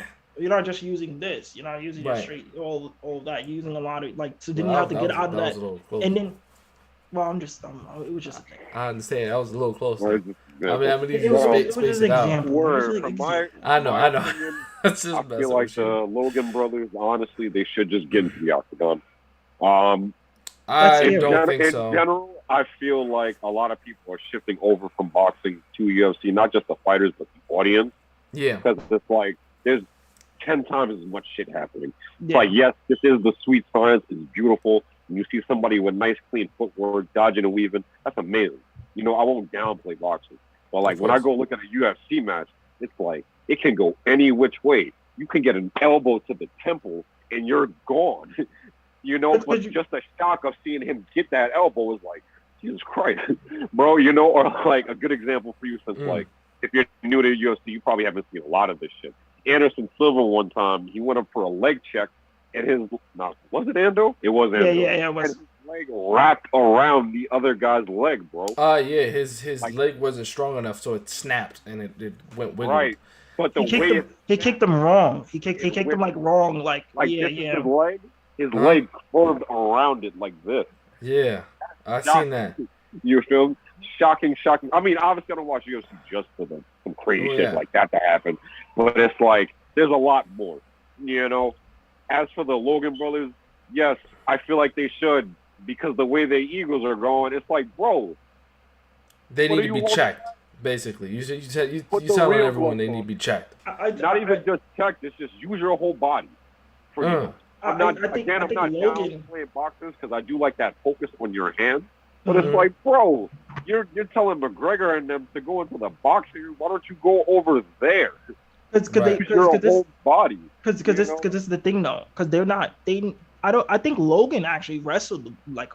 I think Logan used to wrestle as like a. He used to wrestle, bro. Don't tell me that. Don't tell me that. Then there's no excuse. There's pretty much no excuse. I think Logan truthfully. I think Logan truthfully should go to the WWE. I think he should go to the WWE. He'd be the WWE wrestler. Because he actually he was in wrestle. Look at his WrestleMania. You know, the next time look at his WrestleMania match. He was actually like, yo, it was looking like he actually could really do it. Yes. He looked like he heard that, right? You heard that, right? That's I understand. It happens. It happens. Don't worry about it. Facts. I'm sorry. It was just a surprise. Family first. It was all that. But at the same token, it's not so bad. Right. He could do something like that. He could do like wrestling. He could do something like that, like a really wrestler.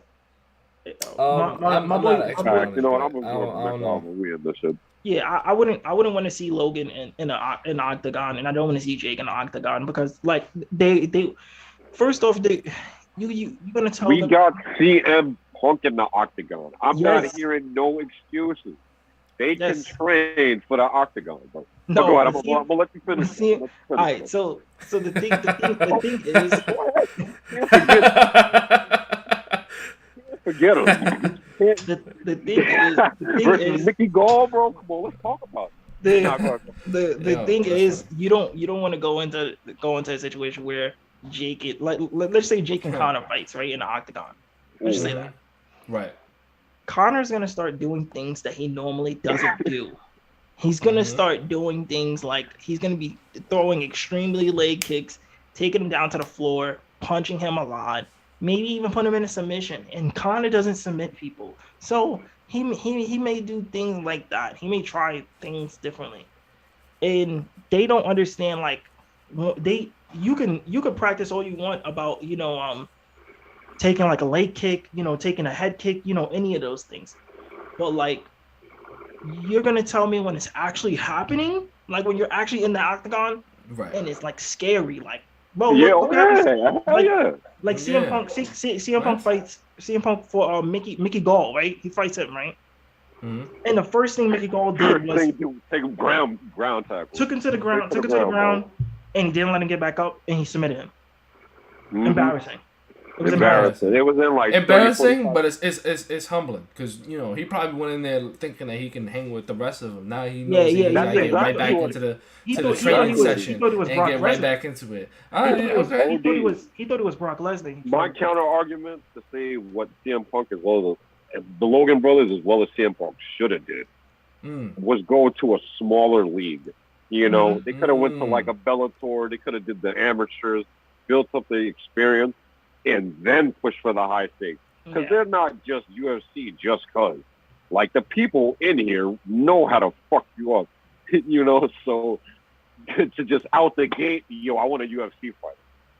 And be my guest, bro. Be my guest. Be my guest, yo. It'd be quick cash grab, real quick. You got him. And CM Punk, and at least with like Brock Lesnar, where Brock Lesnar went to the UFC, at least Brock Lesnar had a background of he's a wrestler. He was an Olympic wrestler. He was a wrestler in college, and he really can do that. And when he got to the UFC, he was really slamming, putting those big guys on the floor, knocking them out. He was doing a lot of stuff like that, and he got the UFC belt. Where like CM Punk, you have no background in real wrestling. You're just a dude in the WWE. So basically, what you're telling him is, you gotta go through the steps. You gotta go through the steps, go through the ring. Don't be coming up in the house and thinking that you could do something. All right, that's reasonable. That's reasonable. If I picture like this, Unique, you see how let's take a WWE wrestler. Let's take Jeff Hardy. He's a high flyer. He goes off the top rope, everything. He's very agile and nimble. Right. If he were to try to jump off the octagon, their real life just gonna catch him like this and just put him down and then just, work him. Not saying he couldn't hang, but it's like wrestling, and then real ground up there, right? Yeah, exactly. It's different. It's too different, bro. I ain't trying to wait for you to do the setup, my man. So I'm just gonna body slam you, bro. Yeah. Yo, nah. See, that's different. That's a different world and right there. And that's honestly how the evolution of the not even just UFC but mixed martial arts started happening. Because like I like to do my little research on it when I got into it. It was like facts when they were first doing it. I wouldn't say it was like the wild west, but it was very like I'm just a big guy, and I'm gonna just throw my weight on you. Versus now it's like you can be the big guy, but now the big guy is like. Not only is he technical, he knows like 30 different ways to like ground and pound you, throw you into submission now, and really work his weight around, his wrestling. Yeah. Right. It's not just him throwing his weight around on you. He's applying technique to it. And just gas, honestly. Just dumb gas. Like I can see, bro. I can see. Yeah. I gotta get into it. There's a lot of mix. It's a lot of like, and it's a lot of fighters. It's a lot of options. A lot of fighters. A lot of fighters. You'll find yourself getting behind somebody. Even the women's division, even the women division is exciting. The women division is even exciting. You gotta put respect on the women's division, bro, because they're not just in there. Yeah, man. They will fuck these bitches up. Yeah, bro. It's serious, my guy. Yeah. Like, yo, my nigga Amanda Nunes, bro. Look, listen. Ronda Rousey, all that. I heard her name. If you making waves in fighting, I'm good. I don't do boxing. I don't do UFC. I don't want no smoke. She ended up the only. I could be 6'4". I'm good. The only thing that was real crazy.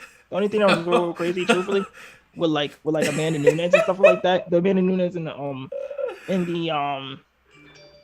Amanda Nunes in the Ronda Rousey thing is like it was only because her first off she came off of losing, right? Ronda Rousey came off of just losing. Right, to Holly Holm got that head kick. Yeah, she got head kicked, right? So her trainer is like, oh, you know what we're gonna do? We're gonna do more stand up. We're gonna straight box. We're not gonna do what you're good at. We're not gonna do your She was great at jiu-jitsu, getting girls on the floor, submitting them. Right. Submitting them, taking arms, breaking them. Right. go. So Very do good. make your weakness into a strength and make your strength into stronger strength. Okay, I hear you. I hear you. Except- I hear you. But it was the Except but they it was the skipped worst the second decision. part. They didn't skipped do- the strengthen. They just said take your weakness, turn it into a strength. But while ignoring her already strong suits. So basically, giving you, if you had 9 stars, we're gonna give you It's that like- extra 9 stars on top of like the let's other say- part. let's say your training week. Let's say you're a strong wrestler, right? Let's say your training week is 6 weeks, and you break it down: 3 weeks of wrestling, 3 weeks of stand up. Or like 2 weeks stand up and then 1 week of sparring with people. They took it, all 6 weeks. We're just gonna do your stand up. We're not gonna work on any wrestling. Your wrestling is good. It's Olympic level. I wasn't saying Olympic level. I'm not even gonna drag that. He was a high level wrestler, but you still gotta keep on it. You still gotta update yourself, exactly Right. like Trey was saying. You You can't forget what already made you strong. You just gotta build upon it. right. And exactly, you are covering your bases by working on your weakness. But they kind of. I'm gonna let Trey finish actually because we did take his money. So what happens is that they were kind of like ignoring the fact that Amanda Nunes was one or the strongest hand-hitting women in that division. Yeah, Amanda Nunes is a demon, bro. I tell you. So when they kept on doing like the breakdown of the fight, like they kept on like the whole week of that fight, like 2 weeks straight. Oh, Ronda's back. They giving so much Ronda time. Ronda Rousey was on ESPN. She was on everywhere running. They was giving her a wild like press or whatever, right? So I'm like, yo, who is Amanda Nunes? Nobody's saying nothing. Nobody's like, okay. So then I'm watching the pay-per-view. They said, yeah, Amanda Nunes' hands is almost as fast as the male UFC fighters. I said, what? I said, okay, that's not scary because she probably doesn't have the power. The power was there. The power was there. That bell rung, and Ronda Rousey was getting dogged. Like, I don't even think it was 5 minutes. She was getting dogged for like a good minute, and they had to stop. They had to stop it because she was getting like, it was just doom. Her head just moving, and she tried to grab her at one point. She tried to grab her. And then it was pushes off and just doof, and just kept on going. Nah, I gotta see that. That sounds like a good ass fight. She just was beating the bricks off of her to that point. And you know what happened? You just like you said, how you were saying, how do fighters deal with like losing? The first thing she does, she retires. She retires after that. She just goes, you know what? I'm not fighting anymore. I'm not fighting. Ronda Rousey retired. After that fight? All right. Well, I got you. Unique. Ronda Rousey, honestly, shame. she was like a balloon. It was like Holly Holm was the first like pin to the balloon. That loss really shook her up and rallied her. And then Amanda Nunes just had the death blow. It just popped. Her whole ego, her whole I'm undefeated, I'm the best woman wrestler. I'm the best woman fighter. Shattered, bro. And I think she went to do a stint in the WWE after that. So this actually leads to another good question. Now that we had that conversation, do you think that the competitiveness that we face, do you think that there's a limit to everyone, even professional players? Do you think there's a limit to how much loss you can take before the balloon shatters? And that might be an obvious answer. It might be an obvious answer for some people. I can answer that question. I understand, but hold on, one second part. Do you think that? Do you know if there's a way to come back from that? From defeat? Obviously, if you have the will, you could come back and try and get the victory.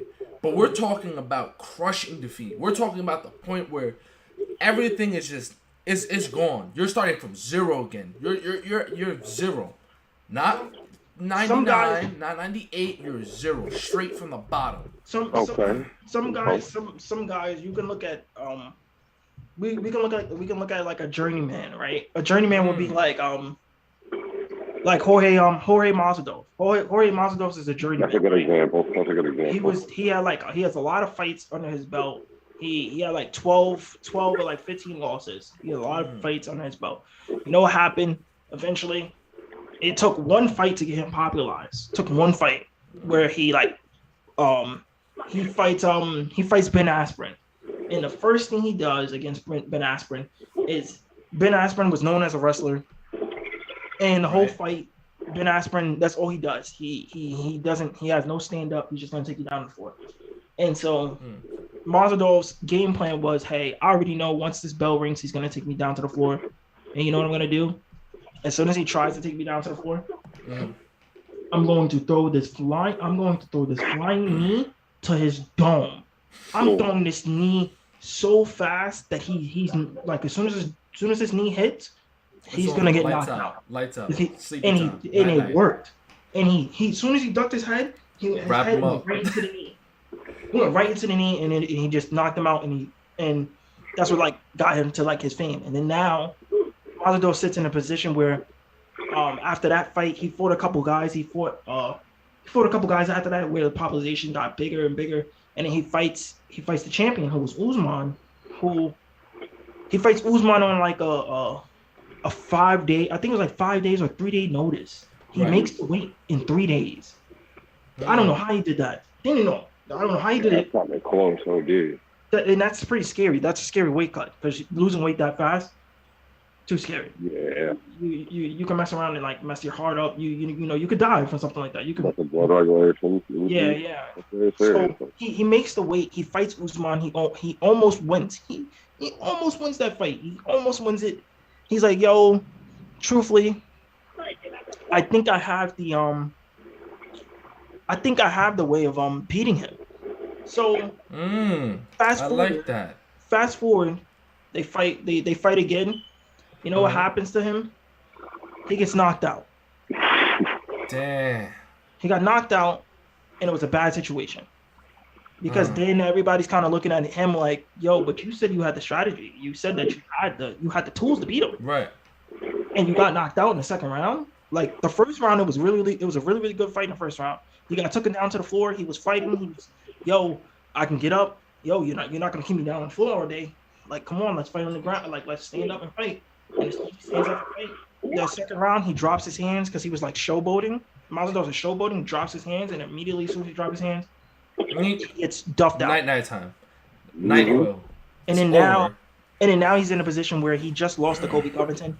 And like I feel like that Kobe Covington loss, it feels like damn, I know you feel like you lost it a little bit. Like you probably like, damn, like I got knocked out. Spiral.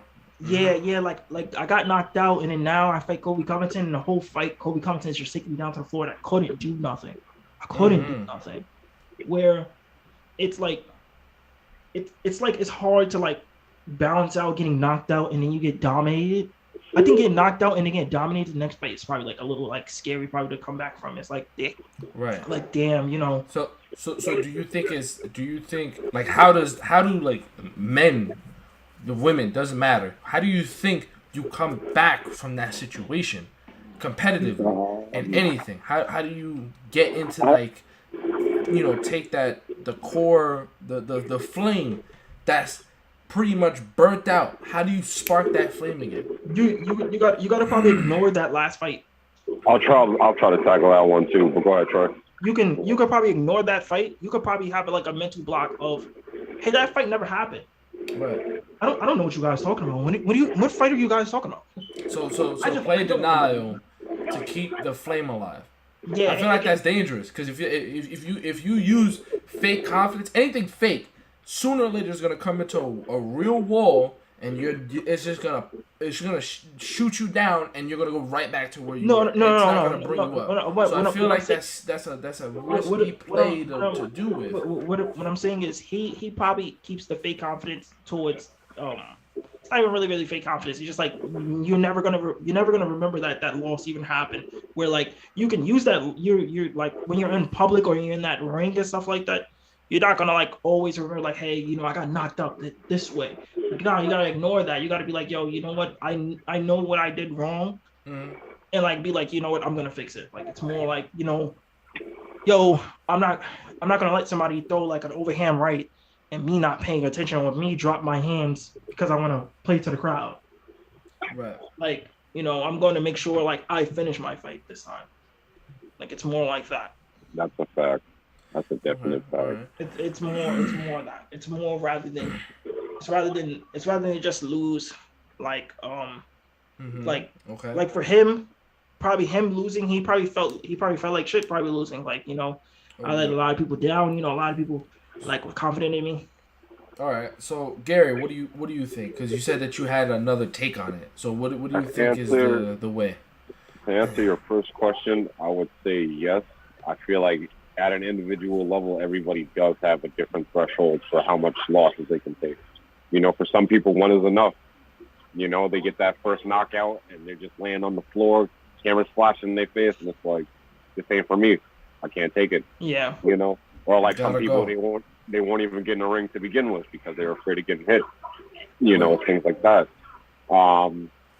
That would be my first, the first half of your question. The second half, obviously, we don't know the insight of UFC fighters, Right. but I would say the opposite of what Trey says, in that you have to face it. Like, you have to accept the fact that you lost, and you have to be okay with it, because it's not going to go anywhere, especially if you're in a UFC fight and you lost. It's everywhere.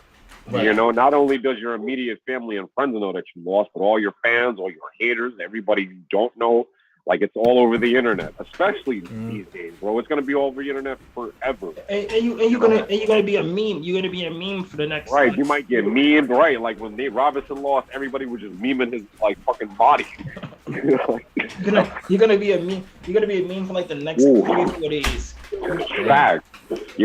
So I definitely do see that it can be very depressing and very crippling. So even though it would be hard to, I feel like the way is through it. Through acceptance, you'll be like, yo, you know what? It was a loss. I gotta come to terms with it, but I'm still here. Now you're stuck with a choice. Okay, now that I accepted the loss, am I gonna get back in there and risk a chance for a potential another loss, or am I gonna shoot for the win? And then it's like you make your choice there, boom, boom, and then you continue following down whichever tree you pick. Whereas, like, all right, if I'm gonna go for the win, what do I have to go from there? I gotta train. Not only do I gotta train, I gotta improve. I gotta rewatch my fight. And that's why I say you have to face it. You gotta look back at your losses. Same thing like in Rocket League. Like, let's say like I get carved up one game, but I'm getting carved up because I'm getting outplayed by the rest of the team. Even though I don't want to even admit that I lost, I gotta go watch that replay. I gotta go be like, all right, yo, what was the play that happened that he got over me and worked me? Or what was the play that had him cross my ankles up and now he's dropping 3 on me? Like, you gotta look at it, you gotta understand and reevaluate yourself, and then go for a different approach. Yeah. That's one thing. But in practice, yes, it is very hard. It's like climbing a mountain hard.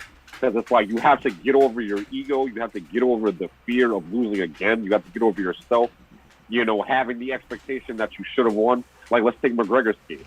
Everybody thought McGregor was going to win against Diaz and whatnot. I think that was no. Khabib's fight was first. No. That was the Nate one. Diaz first? It was Nate first. Yeah, Cool. yeah. Niggas, fucking McGregor was high profile. Everybody was like, yeah, undefeated, bro, just like Ronda. He's lit. And then he loses.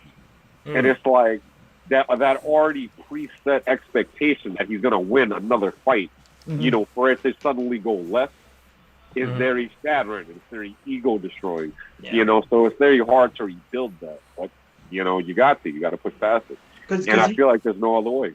Go ahead, bro. Because with him, especially, it will be like after the Floyd, like when he beat Nate the second time, when he beat him, it's kind of like he kind of was like, yo, bro, I gotta fight Floyd. Like, you know what? I gotta get a big money fight. I gotta get something big. And he fights Floyd and he loses. And then it feels like the confidence, like, you're coming off of like an extreme bad, like in boxing, he probably had the confidence of being like, yeah, I could beat Floyd. Floyd, I could beat Floyd. Floyd fought 50 people and no one beat him so far. So what do you think you're going to be specifically that guy to beat him? Like, it's one of those things where, like, his confidence was, like, high in that, and he comes back to the UFC. When he comes back, he fights, like, Khabib. And, like, Khabib was, like, probably his most embarrassing loss because Khabib was, like, dominating him from start to finish. And it was, like, you talked a lot about Khabib as a person. You talked about his dad. You talked about a lot of stuff, his religion, and It's definitely a Khabib. way to ignite somebody's, Facts. Yeah, But yeah, that's yeah. also crest of vengeance.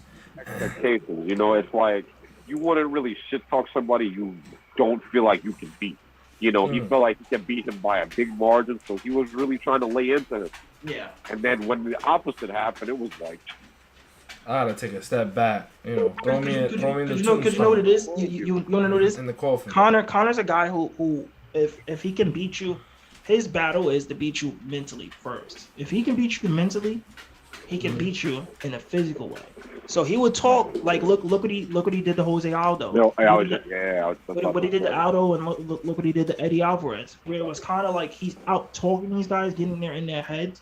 Where it's kind of like, yo, I'm gonna beat him. Yo, I'm talking so much like Aldo. He was like, yo, listen, I'm your father. Call me daddy. Like he's kind of like doing something like that. He took his belt, ran around with it. He's like, it's like mental warfare with him. Where if he's gonna beat you mentally, he's gonna win. Where like once he gets into your head, and you're already like, you know what? I'm gonna knock him out in the first round. I'm just gonna come out gunning. Like, and then he's like, oh, word, you're gonna come out and swing at me? I'm kind of like a counter puncher at that point, because once you swing, I'm gonna move back and then I'm gonna throw something, and it's kind of like just like that's how I'm gonna win my fights. It's kind of like just bouncing off your energy because you're already hyped. You're like, yo, bro, yeah, Yo, he was talking about my country. He was talking about my family, my religion, everything. Right. Where like Khabib was more composed. He never really got angry. He was more like, He was like, I'm gonna get you. I'm gonna get you. Don't worry. You're gonna be locked in now, right? Yeah. Like, yeah, I'm gonna let you talk. Keep on talking. Once I grab you, just know you're not getting up. You're not. Yeah. His lockdown on McGregor was really crazy to see. Where like Khabib unique. Khabib is probably one of the best. Probably the best wrestler in UFC I ever seen, probably in my life. Hold on, let me also give Unique some additional context before you go in. The Jose Aldo fight is good to mention for us. All right, to give you context on that, Unique, Jose lost McGregor's mind game, and he ended up losing the fight in 13 seconds. Right. Oh my God. Jeez. Exactly. Yeah. That's crazy. But yeah, go ahead, Trey. It's worse. Just using that as comparison. Yeah. So like Khabib's case was more, he's not a stand-up dude. He's a guy who wrestles, like 100% wrestles. Like once he gets you down to the floor, Unique. The dude used to wrestle bears as a kid. What? Yeah. Yeah. Are you serious? Yeah. We're not joshing around here. No. You can Google it. Nah. There's like YouTube videos of him wrestling a bear. Like even better. Legit a bear. Like a little baby, like a baby cub, like a bigger baby cub, like his size, wrestling it and holding it down to the floor. Mm-hmm. Like, and so he knows how to, like, he takes you down to the floor, he puts his body weight down, and it's like the body weight is like incredible because he's like, you and him is the same weight, but it's like he's just stronger than you, like. That muscle mass is this there. Like he's just stronger. And also like his grip strength. It's like, yo, you really can't break free of his hold sometimes. Yeah. So that's to McGregor. It was serious. Yeah, where like McGregor, like in the first 2 rounds, he was kind of getting off of it, but then like once it hits those later rounds, your muscles are tired. Khabib's not tired. Khabib's stamina he's 100%. He's like, you know what? Guess what? I can do this all 5 rounds, brother. I can do it all 5 rounds. I don't know about you. Can you last 5 all rounds? Can you last all 5? And plus, like this, you got to look at it like this too, Unique. The aggressor, when it comes to like the ground and pound wrestling, is conserving way more energy than the defender. Because it's like, I have to fight you while getting your full body weight off of you. While you, on the other hand, are in an advantageous position to just beat the shit out of me, hit me in my body, mess me up, So now I get tired from the hits, everything. Yeah. Exactly. Right. Still trying to fight you off. So defense isn't the best offense. It's you better start throwing punches and playing the way you need to really play.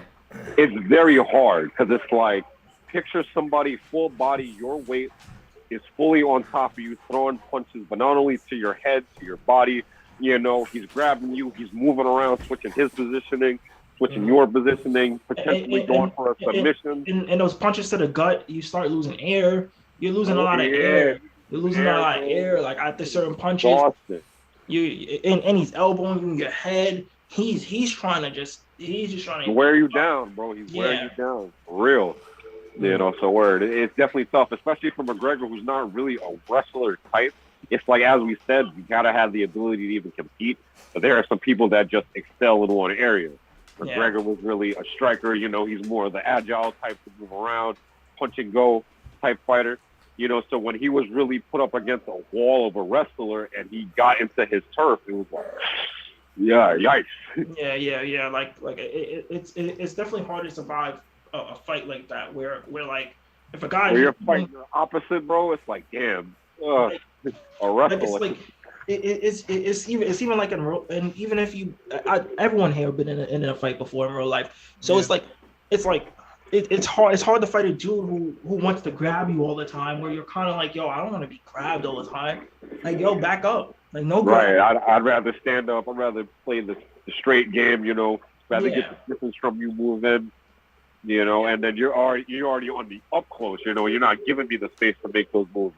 Yeah. It's like, oh, you know, my fault. I keep stealing the mic, bro. That's all you. No. You're 100%. You're 100% right. Listen, I'm learning a lot. I don't know UFC. You know, like some viewers, you know, I don't know the UFC game, so it's kind of pretty good to learn about that stuff. You know, especially when I got like 17 dogs in my face right now. So I mean, that's how that works. I play the games and stuff like that. I play certain things, so it's like it's kind of like fun watching the UFC. Like when I was young, like when I was in middle school, I first found out about the UFC. That's when I found out about it. Where it was kind of like, yo, what is this? Like my man's telling me about it. He's like, they fighting over here. They head kicking. Me, I'm like, head kicking. Who's kicking somebody in the head? Like I was like insanely like, who's doing these things?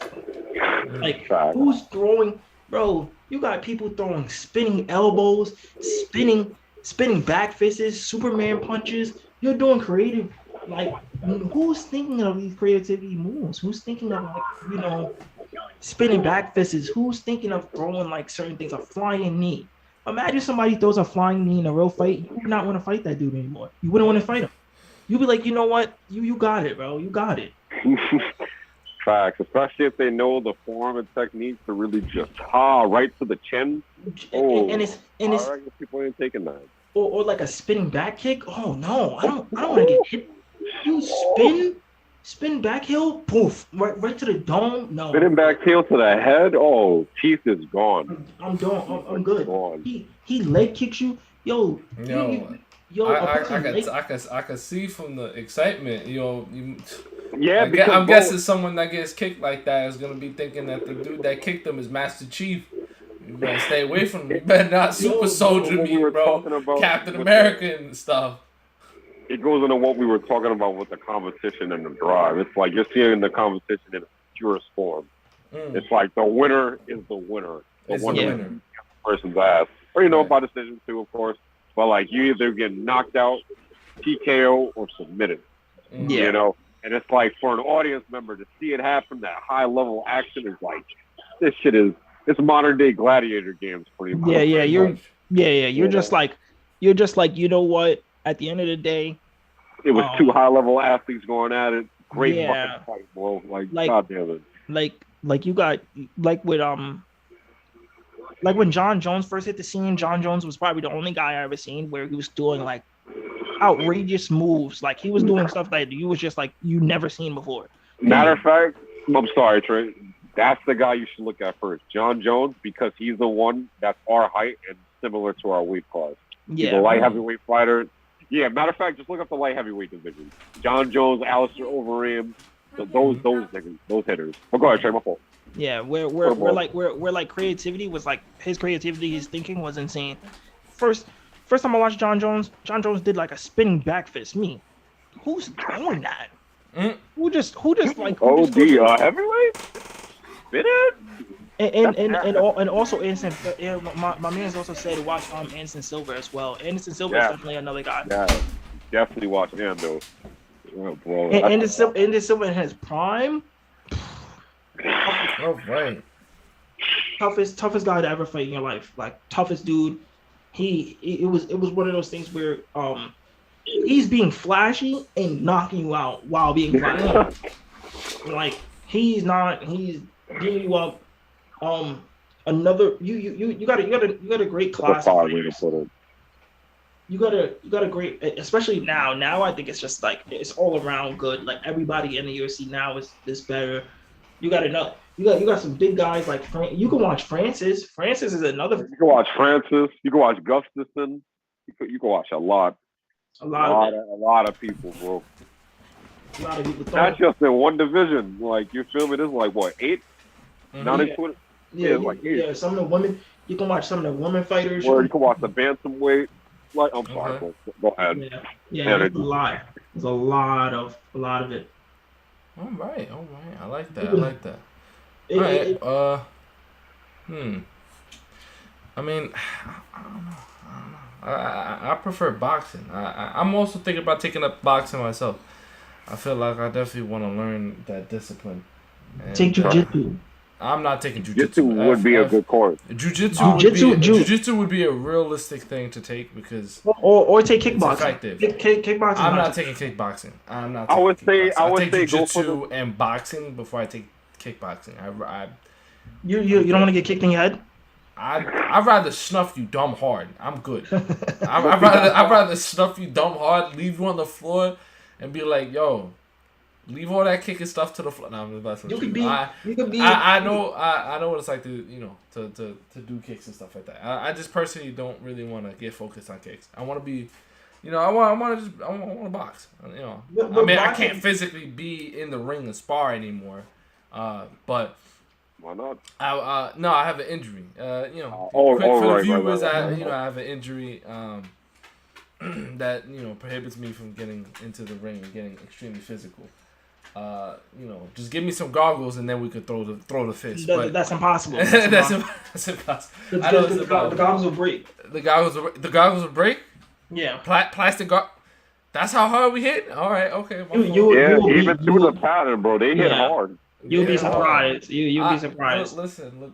I'm not afraid to fight. I just like I don't want to go blind. Bro, picture a 6-man, 210 to 15 pounds, right? Depending on 210, 205 to 225. Spinning and roundhouse kicking you in the head. The momentum from the spin is giving it the power, which is like insane. So the kick is just like it is just hitting you. Right. And even like an elbow, because you want to be able to use every part of your limbs. It's better to use all part of your limbs instead of just only using one part. You're only knowing how to box, which is like you're one dimensional in that area. Listen, that's fine. I could be one dimensional. The one dimension can still knock somebody out, so I'm good. Listen, at the end of the day. Listen, until you fight somebody who probably knows something that like, yo, he just hit you with something that you've never seen before, and then you're like, and then I'm gonna look up the stuff. I'm not. Okay. Look, listen. This is we speaking in the fairy tale land. Like it's if I get knocked out, I get knocked out. Like this. If we looking at it like, but I really personally prefer just to delve in the ring of boxing. I really like how it looks. I really like how it gives a lot of discipline, and it also produces credible results when it comes to defending yourself. In an altercation. So I'm like, okay, I like it. I also see jiu-jitsu very realistic, very freaking realistic. If you know what it is, I know what it is. Very realistic. Kickboxing, obviously realistic. I personally try to stay away from the kickboxing myself. It's just not something I was into. But boxing is something I think right now I'm very interested in. What if somebody? What if somebody's like, yo, bro, you want to fight? and the next thing you know, they're like stretching their legs, like they're like, Or some Goku shit. yeah, like some. Beat your ass, boy. Matter of fact, I'm like, all right, bet. Okay. Like, Okay. Cool. Nah, that's disrespectful. But where, if we're talking about in the context of street fighting, yes, I do think boxing is good. But in my case, I would probably go with the jiu-jitsu because a majority of like, just regular street fights are gonna go to grabs, so I might as well know how to grab and like hurt you. Not even just that, but I was gonna say the opposite. A lot of people that fight in the streets are mostly brawler types that fight only with their hands. So it's like, exactly, if I learn kickboxing or jiu-jitsu, I'm fighting in a dimension that you're not even used to. All your fighting experience is mostly hand-to-hand brawling type with no technique. Now, if I just yoke you up like this, and now every time I'm yoking you, you can't get a punch on me. And then as you see, you really fall. Right? So if I cane your shit, right? If I grab you're just hoisted over my shoulder and you hit that ground, you're clipped. Lights out. It's over. Yeah. Sleep time. Really Sleep quick. Most people are fighting like that too. So it's more like everybody's looking out for the like you ever see the street fight? They're always looking out for the knockout punch. Nobody's looking out. No one is looking out for a jab. Nobody's throwing hug. No. They throw haymakers. I'll give them that. Yeah. They're throwing wild haymakers to knock you out. Cause the object of the fight is, yo, bro, I gotta knock him out. That's what they're thinking in their head, which is like, yo, bro, like me myself, I've never seen anybody get knocked out in person. I've never seen it, and that's probably like one of the scariest things. I don't want to see that in person. I don't want to see that in person because you're not gonna be able to figure out what you gotta do to help him in. Yeah, to wake him up. Yo, I'm not gonna hold you. If my friend gets knocked out, it's over. I'm sorry, it's over. I'm gonna be like, all right, time out, real quick. Let me pick up my man. Just slide him over. Obviously, I'll be that guy. Like, it's not like it'll be one of those things like if I see my man get knocked out, and be like, damn, like, yo, how much force did he put into that punch? It takes at least 10 pounds of force to knock somebody out. And that's a lot of force. It's more positioning than actual force. That's a lot of force. OD, because you need the right. Well, you can say torque, the same momentum, and you can say the positioning on the punch. Mm-hmm. The torque is basically the majority of like the power that you're going to be hitting with. So if you torque correctly, you can best believe that your punch is going to be most likely a KO. And they're probably going to be snoring. It's night time. Sleep. I got you. NyQuil. Not only have I seen someone get knocked out, I was actually the guy to get knocked out myself. What? It happened one time. Yes, sir. Oh, man. You gotta respect somebody. Clearly, I'm still here, It's not the end of the world. Yeah. Pretty much what happened was I fought a 9th grader. I was around 6th grade. Pretty much back then, I was just a dickhead. I was mad, yeah, fuck y'all, young niggas out here. Dickhead shit. So we were arguing back and forth throughout the days. Eventually, the weekend hit. Everybody set us up to fight. And I'll never forget it, too, because I had to go get my brothers after school. Mm-hmm. And we fought near the bus stop. And pretty much how would I put myself fighting back then? Retarded.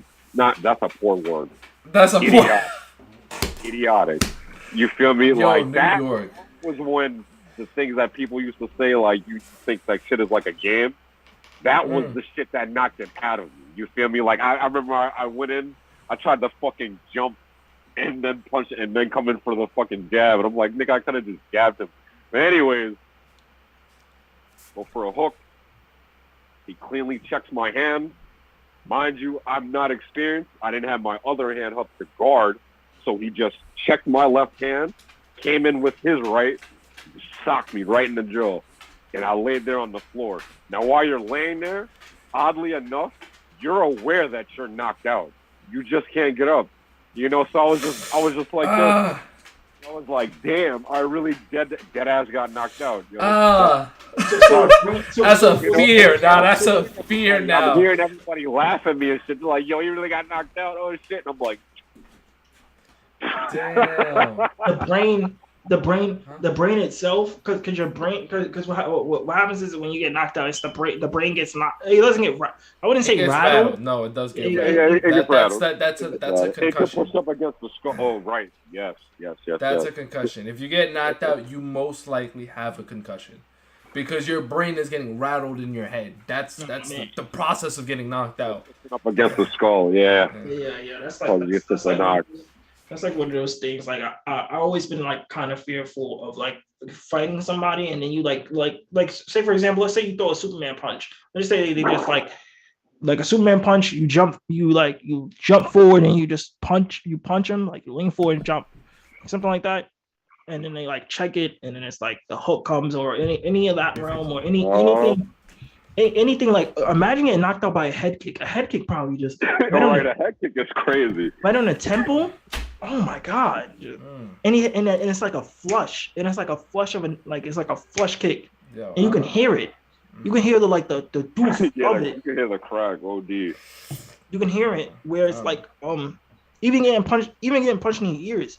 Getting punched in the ear, in the ear, like I said earlier, getting punched in the ear, you get real punch drunk. You get really like, it's like a You do know that punch drunk isn't, as if I'm correct, it's an illness. It's not like a temporary thing. It's something that you get from the fact that you've boxed for so long. No. Well, what I mean by punch drunk is like, all right, so you'll be like wobbly. You'll be wobbly a lot. Like you can't stand up anymore. Like you have concussed. You're concussed. Like your brain is so rattled that you can't, like, you physically cannot control your body. Your body is like on pure haywire mode. Your legs are probably like, it's like like you're running around like a chicken. Like you can't like move. Can't really move the same like you just were. Like that's what happened. Like that's what happened to Deontay Wilder. Deontay Wilder in that second fight against Tyson Fury, where he got punched in his ear. He never recovered. He never recovered after that. He couldn't do anything. Where he was standing up and being able to fight, but he could not fight. Like he's standing up, but he can't, like, he's throwing certain punches and it's like it's slower. It doesn't have a lot of power to him. He's just like gone, whatever. He's not well at that point. At that point he's like sitting here like, damn, I can't really do much. Like, so if any of you guys want to fight or anything, or be like a UFC fighter or anything in that realm, be prepared to get hit. Yeah, be prepared to get hit. Be prepared to lose. Honestly, because that's where a lot of egos go to die. Like real shit. Like obviously, I know we're all talking from the outside looking in, but it's just in general. Like you can't do something competitive and only expect yourself to win. Yeah. Like honestly, in my opinion, that's what anything. Against your competition, because it's like you're downplaying your competition. I'm not saying you shouldn't go in there expecting to lose, but at least give them the benefit of the doubt that they're here for the same reasons that you are. Yeah. We're more or less the same skill. We got here through the same training. Even though, like, let's say I practice more stand-up, you practice more wrestling. At the end of the day, we're still here, and only one of us is going to walk out, and the other one is knocked out. Yeah. So, like, give them the respect and go at it like 100%. Or just don't expect to win, really. Don't be down on yourself about losing. Yeah. The only type of failure, defeat is not failure. Failure is just stopping. Failure is just saying I give up. That's failure. Like that you're a failure at that point. But you're not a failure if you get defeated. And there's always going to be somebody that's bigger and stronger than you in any place or anywhere. And these guys are fighting around the world. So some of these guys are from Saudi Arabia. They out here from Russia. Saudi Arabia? Right, fighting bears for real. Yeah. Yo, they out here in Russia. They out here in Germany. They're going crazy. OD. You got guys from Scotland. We got Jin Kazama out here. You gotta be careful. You don't want to get soccer punched by something. You don't want to get. You got people from Australia. You got a lot of guys. You got a lot of guys who are dangerous, like really, really dangerous. Yeah. That are like that been fighting for years. That been fighting since they was kids.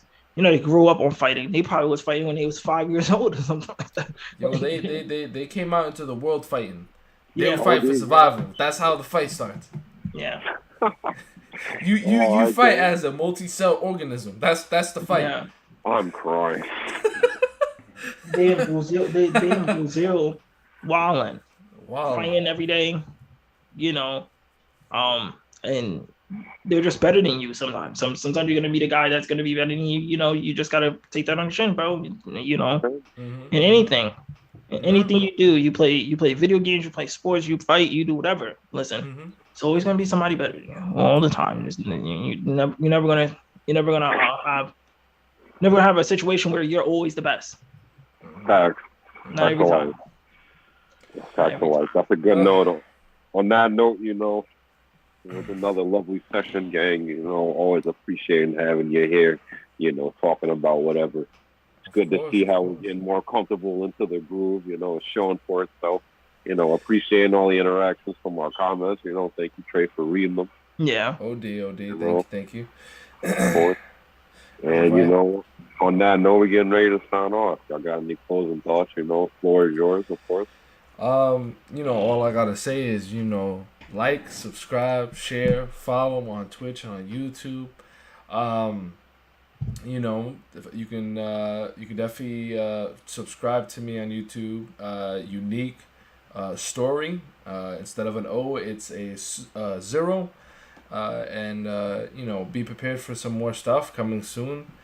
Definitely got some stuff in the works. Why is there a 0 instead of a O?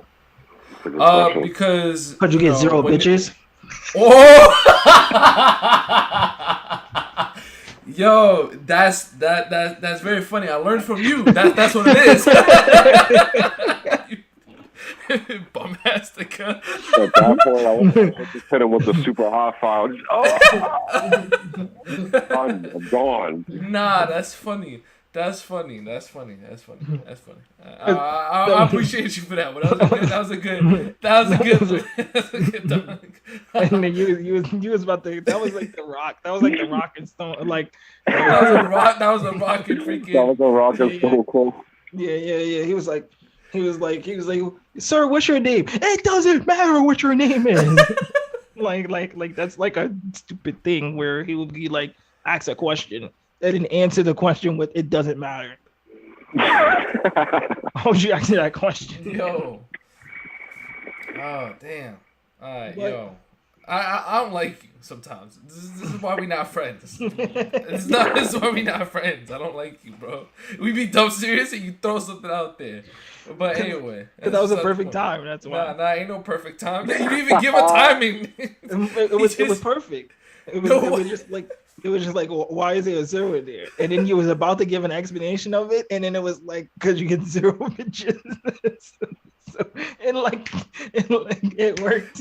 You do know I have a way.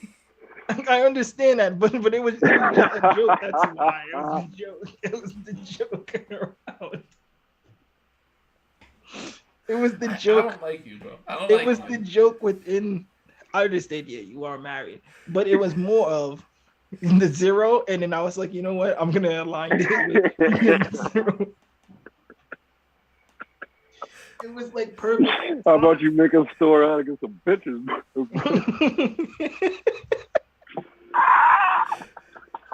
All right. On that note, I hope you guys have a good night. I gotta go to work. All right, yo, you're gonna come with the fresh comeback. So that's cool. Yeah. Oh, no, don't worry about it. We're gonna leave it for later. I gotta go to work, and that was a funny little. That was actually kind of funny. I'll take that. That was the first funny joke you made. And guess what? I'll take it. Good night, you guys. I'm tired. For real. Have a good one, you